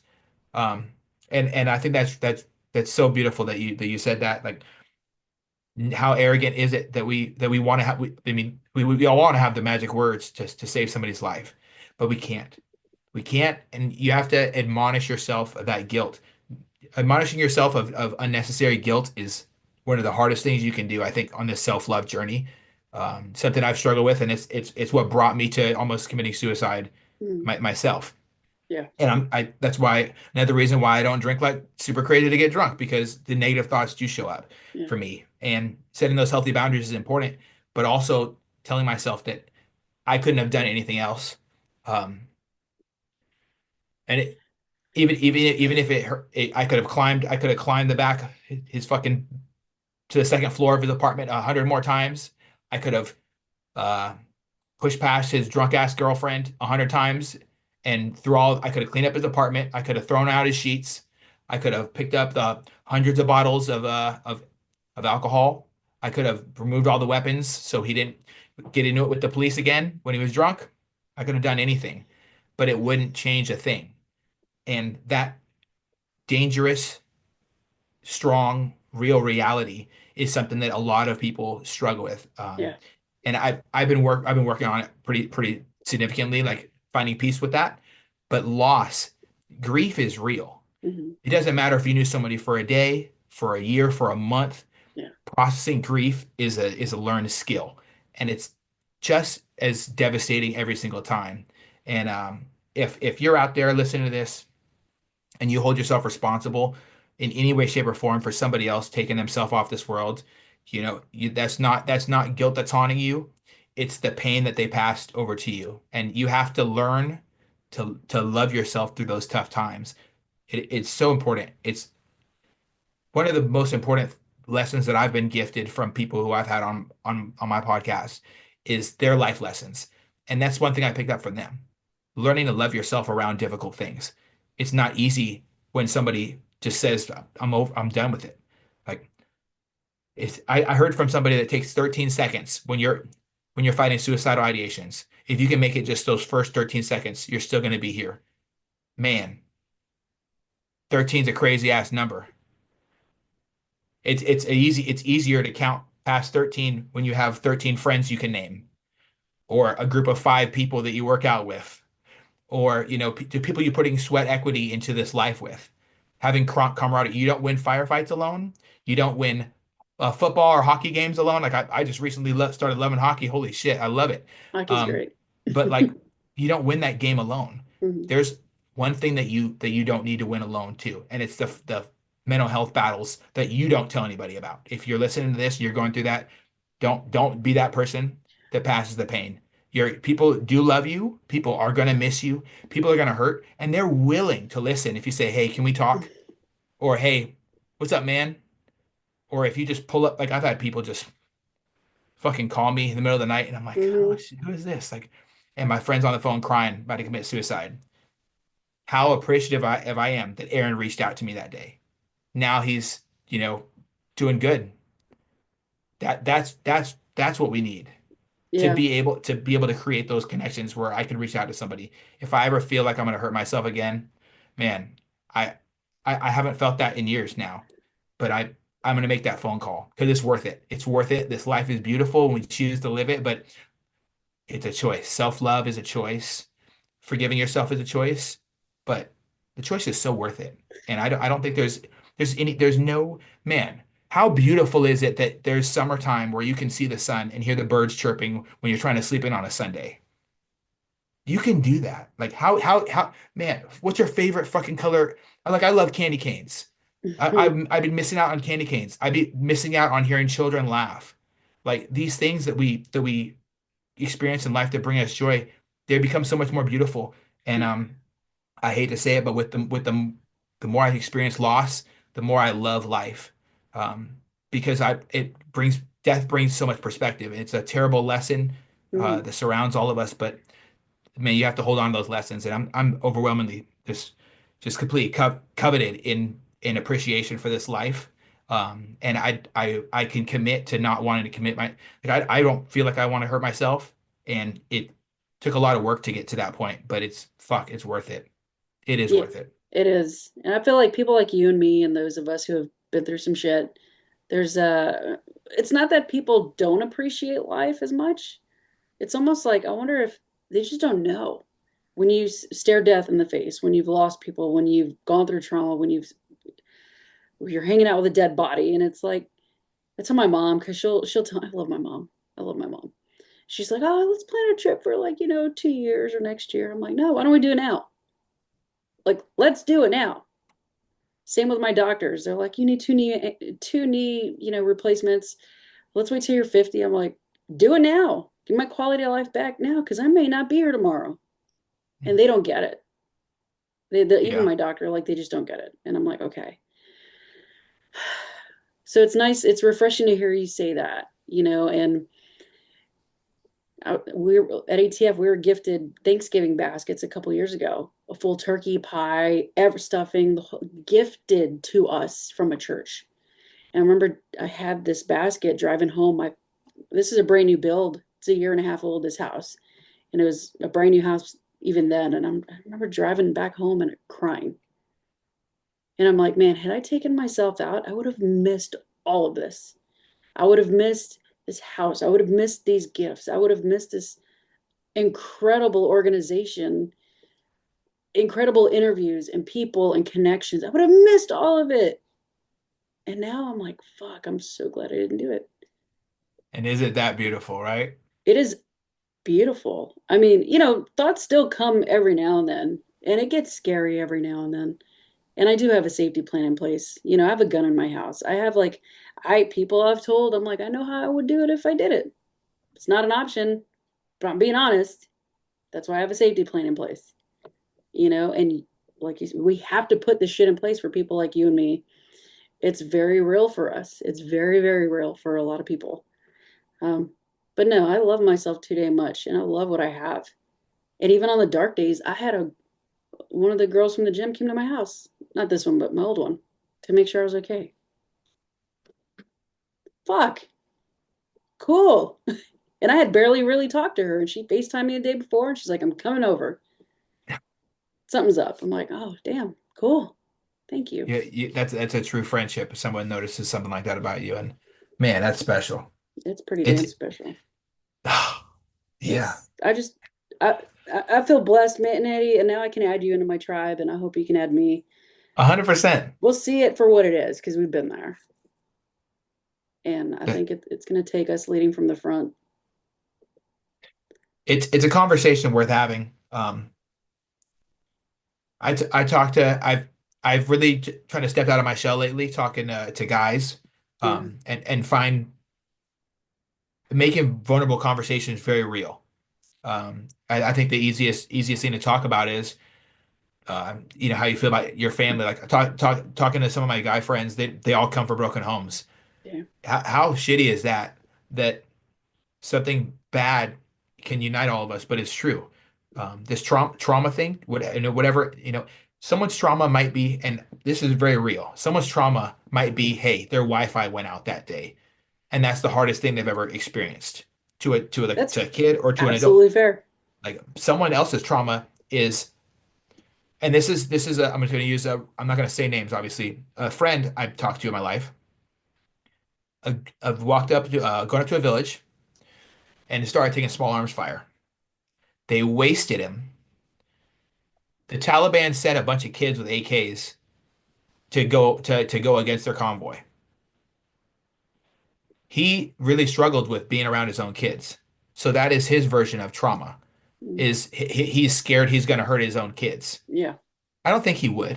I hope he wouldn't. And I don't think he wants to. But that's his version of trauma. That trauma, I can't connect to that, but there might be someone out there who had to remove children from this world in a faraway country while I they can were, I can I can think of one they had to run over children yeah. because their orders, whatever gets in the way, you run them over, and they were Hmm. kids. And that's trauma. That's Yeah. that's trauma. That's I can't relate to that, but someone out there can. Hmm. Talking about it, creating that commonality is how we heal through it. So talking through trauma is very important, and not just going through things, but growing through them as well, Yeah, like you said before. and there's a word for it, right? It's called trauma bonding. Mm. But trauma bonding isn't a good thing. Um, but you can't. It's a slippery slope with trauma bonding. You have the trauma bonding like it's just bad. Y'all become so codependent with it. It's a trauma bond.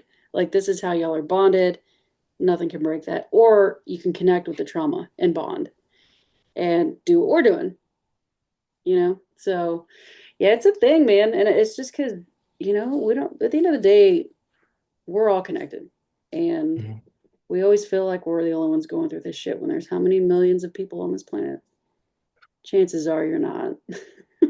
So many. Put your ego down, put your pride down, and just talk, dude. Just talk. And Or and like Sam said in that episode, if somebody says fine, the four-letter word, they're full of shit. Someone says that they're fine, they're full of shit. usually. Usually. Um, Anyhow, we've done really solid. Dude, I usually go for an hour on these episodes and we're almost hitting two. How fucking Yeah, cool is that? it always goes like that, the natural flow of conversation. I love I it, man. I Yeah, fucking love this, dude. I'm proud of you. I'm thank you. proud I'm proud of you. You're doing some you're one of what we call an earth shaker. And with the show, I want to hit up on your show just a little bit before we get off. What prompted you to start this podcast? And please don't say it was COVID. I'm gonna puke if you do. Oh, well, Was it COVID? Let's get during the rid of year of those. Rona, and during the year of COVID, my social Oh, media. I'm just gonna say what I saw and here somebody say we on go. TV during coronavirus. My social media manager told me I should start a podcast with Oh. his friend's podcast. But no, I'm joking. Um, so I like Oh, to talk to people. yeah. I really enjoyed conversations I had in the military. I could just next thing I know, I'm like sit down, talk to somebody on the back of an aircraft carrier watching the sunset. Next thing you know this person's mom's name and you can't forget it. You know about how they grew up without their dad in their house, and the people in the military helped them heal, and then Yeah. and gave them some male guidance. I'm talking about specifically about my guy friend who I went through this with, and I'm like, man, yeah, Chief Brontes is a bad motherfucker. I look up to him a lot too. And Chief Brontes is an amazing human being. He retired as a senior chief, but he was really there for me through a lot of the worst times of my life. And he's always been a big advocate for self-improvement, fitness, and reading, knowledge, mental health, and improving yourself and becoming a stronger version of yourself, and but also being a good person who loves others. He was the first real example of what I think a very, very solid man is uh, kind and abrasive, loving and unforgiving in some circumstances. He had his hills to die on for sure. And don't try to argue with him because he'll just talk faster and it'll and he'll speak sharply to you and yeah, he'll remind you that you're wrong and he'll explain it. But he takes the time to explain all these things to us. And man, the conversations that I've had at 2 a.m. with him off while we're traveling through the Suez Canal, and he's explaining to me his life. Seeing him cry during watching things like Forrest Gump, and we were all watching Forrest Oh, Gump on the back of it. Like we had a lot of luxuries. We got to actually watch some movies sometimes, and nice. so us watching that, like having these conversations afterwards about life and understanding. There's so many things that you want to have conversations. So I started having a conversation with people, and then I listened to my first podcast, the Joe Rogan Experience, and I forgot who he had on, but it was a regular conversation, Hmm. and they got really deep and talking about emotion and lessons learned, and I'm like, fuck, I want to do that. I want to talk about things and lessons and shit. I want to be a dad one day. I want to unravel these fucked up things that I've experienced and Yeah. try to find out what's the meaning of this life thing. Yeah. So I just started having the conversation, and I started my first episode with my wife, and we talked about life and the current circumstances and things. And then I started having my friends from the Navy on, and then next thing you know, I got 150 episodes, and I'm like, oh shit, I just hit 150 episodes, and then it was and now we're gonna keep rocking. But I've had different topics from domestic violence to sexual assault. I had a gentleman come on and talk about sexual assault. He asked me to remove his episode, so it's not up there anymore. Hmm. But I'm super proud of him for doing that. Um, I had a lot of law enforcement conversations around how to improve policing in a way that's not just making it worse, because there's a lot of ideas that make policing worse that are Hmm. being passed by legislators. It's about deadly force encounters, suicide prevention, one of my favorites. Getting rid of alcoholism, sobriety, growing up, being raised by a neo-Nazi as a dad, and learning to love black people as just regular motherfuckers. There's so many great conversations that I've had, and I can probably go on for like an hour because everybody has their own story and none are similar. But you know what it is? Our experience, some of our experiences can kind of connect. You and me were both in the military. That's common ground. We can find it. And so every single episode has something for someone to relate to in one way, shape, or form. And I try to have every episode. I'm not too crazy selective about like saying, hey, you can't come on, you can't come on. But I am pretty selective about what when I have people on and having them on and hearing their and sharing their story because wow, how special would it be if I was able to share somebody after the first year of sobriety? I got to do that. I got to celebrate my buddy Hmm. Brandon's first year of sobriety That's awesome. after he lost his relationship with his kids. And now he's a fitness guru. He's like training online clients, like trying to change other people's lives and shepherd them and champion self-improvement. I have had my bodybuilding coach on. I've had someone who I don't get along with on anymore. I've had episodes where I had to stop it and had told him to get the fuck out of my house. I've had a lot of great episodes where we solved the square root of 100, and a lot of different ones where we talked through trauma and healed and Mhm. grew through our experiences. And I hope that everybody who listens to the episodes on there, um, I hate to say it, but I hope they skip over mine where I talk about myself because I always get nervous talking about myself. Mhm. And but this podcast thing has really been like a huge life changer for a lot of different people, mostly myself. But the messages I received that this episode saved my life. Wow, I never thought about this. I'm gonna go talk to my mom, or I'm gonna go patch things up with my dad because our argument is bullshit. Like how man, like what a crazy life to live to get a Yeah. message when me talking about me and my dad like having an actual beef, like the people talk about in the rap videos and shit. Like we had beef for real. Like we were not friends. That showed somebody else that their conflict wasn't that a big deal to them, and that perspective helped them rekindle their relationship. And then I see them playing golf at Top Golf together, and like him being present in the grandpa's in the kid's life. Like fuck, dude, if that's something not that's something to make me cry often Hmm. is seeing how these conversations help other people because but they're really selfishly they're really mostly benefiting me because Yes. I take so much from Yes. these people. Every time someone shares their life with me, I'm honored to receive every piece of it, Hmm. and it makes me want to be a better person hearing other people. And so, I'm on 13 different platforms. Eddie Lowry Off the Deep End podcast. I had to put my name not because I wanted to, but because someone stole the name first, and so Eddie I put my name Lowry, on there. Eddie Lowry off the deep end Yep, podcast. Eddie Lowry Off the Deep End podcast, and I hope to have many more guests on, but you're first in line right now. Hey, let's do it. I'm here. So Let's go, man. but yeah, Um, I'm very thankful for all my for every episode and in the lessons that I'm able to share with the rest of the world because we need lessons on how to heal. yeah, and honestly, and thank you for sharing that. I'll put everything in the show notes, all the links and stuff. I feel like, it was because, this show started out of happenstance. It was a happy accident, actually. It was really cool. And I'll tell you more about it on the show when I come on yours. Uh, but in the overall thing, because somebody chose to share their story through music with the lyrics, that's what helped me take suicide off the table. And Dave Grohl from the Foo Fighters? The Foo Fighters are badass, of Yeah. course. So Dave Grohl, lead singer, he has a quote. And he says, "That's the great thing about music is you could sing a song to 85,000 people and they'll all sing the same song back to you for 85,000 different reasons." I like that. Tell me that isn't like mic dropping, dude. Yeah, that's the one. That's the one for sure. It resonated with me. I'm like, okay. And I was a guest on a podcast, and that's how this kind of started. But ultimately, giving people a safe place to share their stories of traumas and tragedies because somebody needs to hear it. And because someone chose to share their story through music, that helped me take suicide off the table. And that's why this platform exists. And I feel like that's why yours exists. Um, we're still hitting, I love it because I'm very like narrow and very like, it's going to be this and only this. So we can stay on brand. Your brand is very broad and it captures more people, more stories, more diversity. Uh, Either way, we're trying to hit the same goal, help somebody out.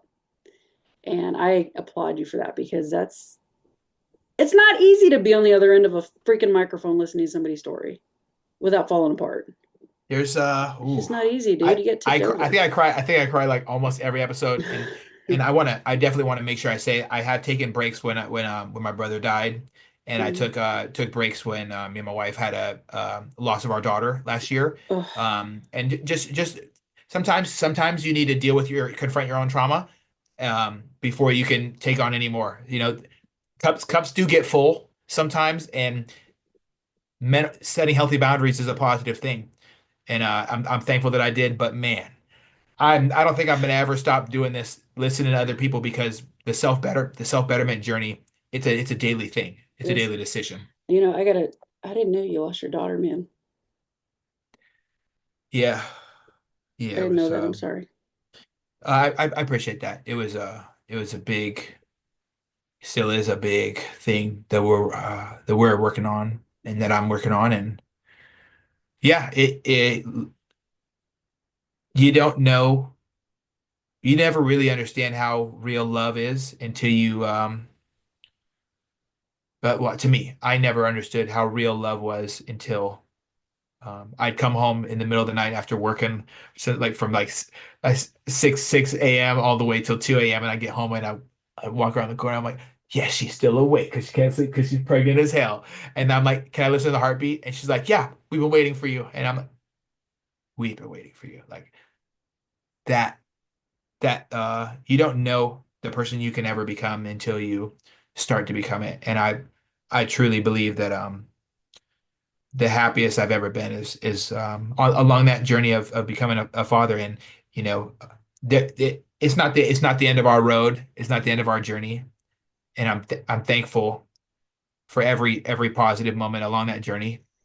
And May yeah, may I ask how old she was? yeah. So we were 21 weeks pregnant when we suffered a chronic abruption, and it was a very bad experience in the hospital for the court for a couple days. I got you. So I got you. yeah. Well, I'm not going to dig into that because that's very raw, very Yeah, it's fresh, and very recent, very, very no, recent. that's not going to Yeah, be, nope, not going to do it. Um, I know where I need to stop, and I'm going to stop here. I appreciate that. Yeah, no, but always here if you want to talk through it, work through it, whatever you need. Like, I really do appreciate that. I'm serious. I'm serious. Well, as John Deloney says, just I'm gonna send you for my listeners too. John Deloney, he's I love this dude, man. I love this dude. He works for not Dr. Phil, for Dave Ramsey, but he's also not just the money side, but the psychology side. Like he used to work with police officers, this, that, and the other. So now he has a show on YouTube where callers call in with issues, and they're like, "What do I do? How do I do it?" So he helps ask the questions, helps them navigate to their resolution. One thing I know he does talk about when callers call in about losing babies. One thing he said, he'll ask, what was her name or what was his name? And I'm not telling you to say that by any means. It's just like really, making that connect because that's how freaking real it is for parents. Yeah, This isn't, oh, it was just a pregnant. No, it wasn't just a pregnancy, it's your kiddo. So yeah. I'm gonna send It was. you, I'm gonna send you some videos if you're cool with that. Yeah, yeah. Where he talks I through would that. definitely love it. I would definitely Okay. love it. And Okay, cool. yeah, and I really appreciate you saying that. It's a daily everything is difficult. Yeah, it's gonna Um, be. everything's difficult, but everything's worth it. Like this life that we live, man, we have such huge highs and huge lows Yeah. that it's hard to understand until like I gain that perspective how special life really is and how precious life is. And um to be open and honest, there was a time where I was nervous to be around kids because I didn't know how I would react. It's like falling apart, crying and shit like that. But the first time I heard a kid's laugh after we suffered our loss, man, I could not hide my smile. There's nothing more special to me than than hearing children. I think children's laughter is such a gift. It's an unspoken gift that we don't really grasp. And man, me and my wife have been surrounded with a lot of love.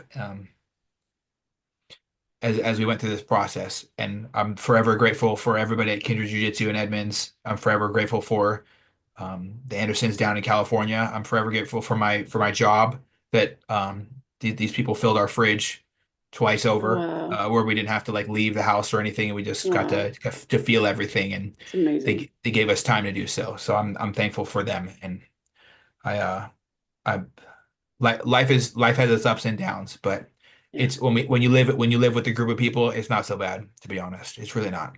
No. Well, my heart goes out to you guys. Thank you so much. 100%. Well, how do you feel we did on this interview, man? Well, I think I bombed Oh my it. God. I bombed it, I might call but Dr. Phil right now after this. I'm not gonna I lie. think it's a I think I think it was a great episode, and you're such a gracious host. I really appreciate Absolutely. how you have a very uncanny skill, I would say. You're able to truly talk to somebody, not just have a conversation with them. And that makes the conversation so much more powerful. I really appreciate you Thank having me on you. and talking about these things because I I don't know. If I could invent my own religion, I would call it the soul speakers. And you're one of those. You The you really are one of soul those soul speaker. speakers. I'll take Because it. you speak to people's core. You don't Thank just you. talk to them as, oh, this is just a person. No, you really take every conversation seriously, and I appreciate you Thank um, you. walking me through the times in my life because you don't need a piece of paper to certify you as a fucking psychologist or a therapist to be able to have a very special conversation with somebody and give them lessons that you've gained because I know you've gained new intelligence, right? Military intelligence, right? You've gained so much intelligence from these conversations that you have, Mm, and you pass them to me through this episode. So I really do appreciate you taking the time to have me on absolutely. and unravel these things because I hope me sharing helps other people because It will. because we need to share. We need to Yeah. share. We need to holding that shit in ain't gonna help. I'll tell you that. No, No, and drinking about it ain't gonna work either. So talking to you has been a very I don't know like an unrealized gift. So I really do appreciate you, PB. I'm gonna call you PB I for love now on, so I can be cool too, right? Like the people at the right? gym. Dude, Eddie, I love it. I love it, man. Thank you so much for saying that. I don't see it. My stepdad said the same thing. Um, I know there's something there. I have something and I hold on to it. Um, I guess it's just I'm not afraid of rejection when it comes to stuff like this.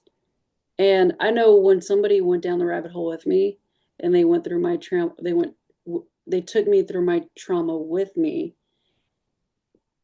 That was a game changer.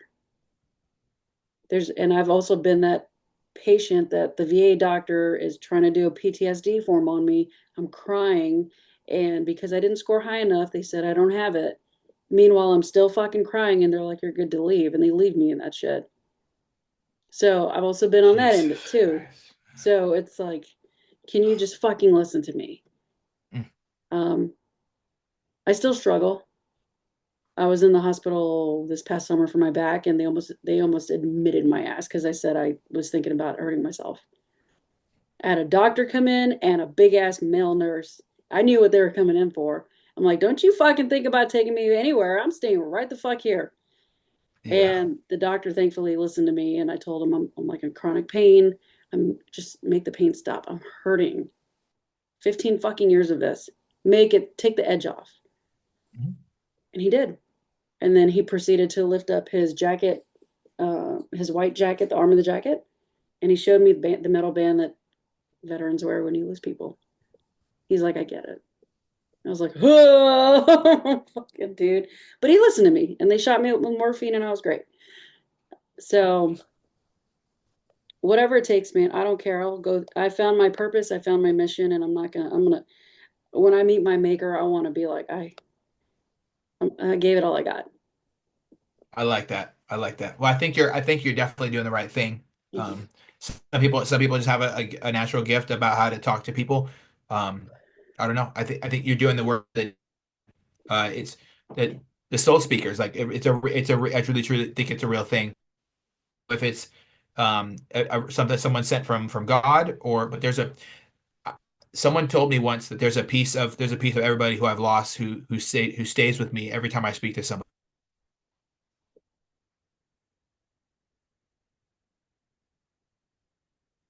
that I was holding on to for years, and I started just speaking from my heart and stop hiding behind what how you're supposed to deal with these feelings. But I really do believe that as well. That we do carry the weight of everyone who we've lost.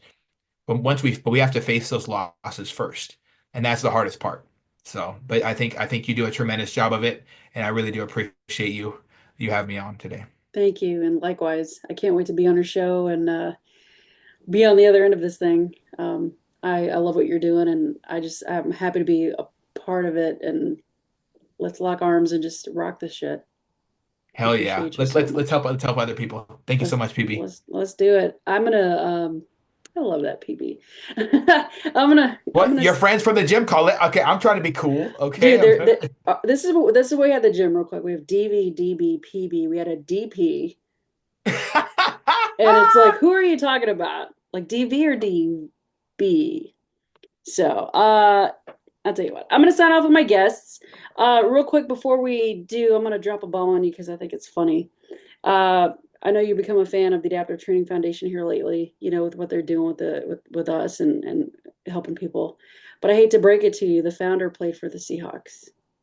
There's nothing wrong with that. I just not a fan of the Seattle Seahawks or any other NFL team other than the Steelers, really. And that was the last team I really I just like I grew up. I like their colors. I never really been like a fan of a football team. Like this is my team, but I always played them No. in Madden or so. You know what? I'm not a hater. I'm not Okay. Nate Okay. Boyer. Nate Boyer was a Seahawk too, and I like him. He's kind of cool. You We know, he's a know we funny know guy. Nate very well over here too. Yeah, yeah. But yeah, DB got drafted with the Rams and finished up with the Seahawks. I thought that was funny. You're like, I'm not a Seahawks fan. I'm like, well, you kind of are, but well, I'll drop it to you later.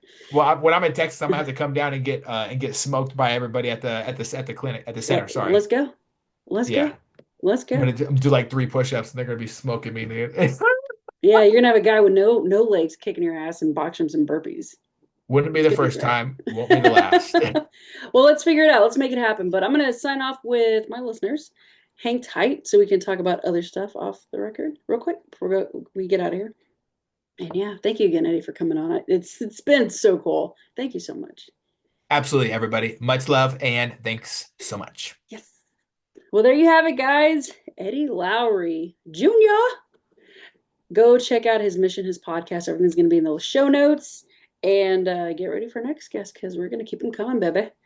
Until then, peace. All right. Stop you. How do you stop recording on this little thing?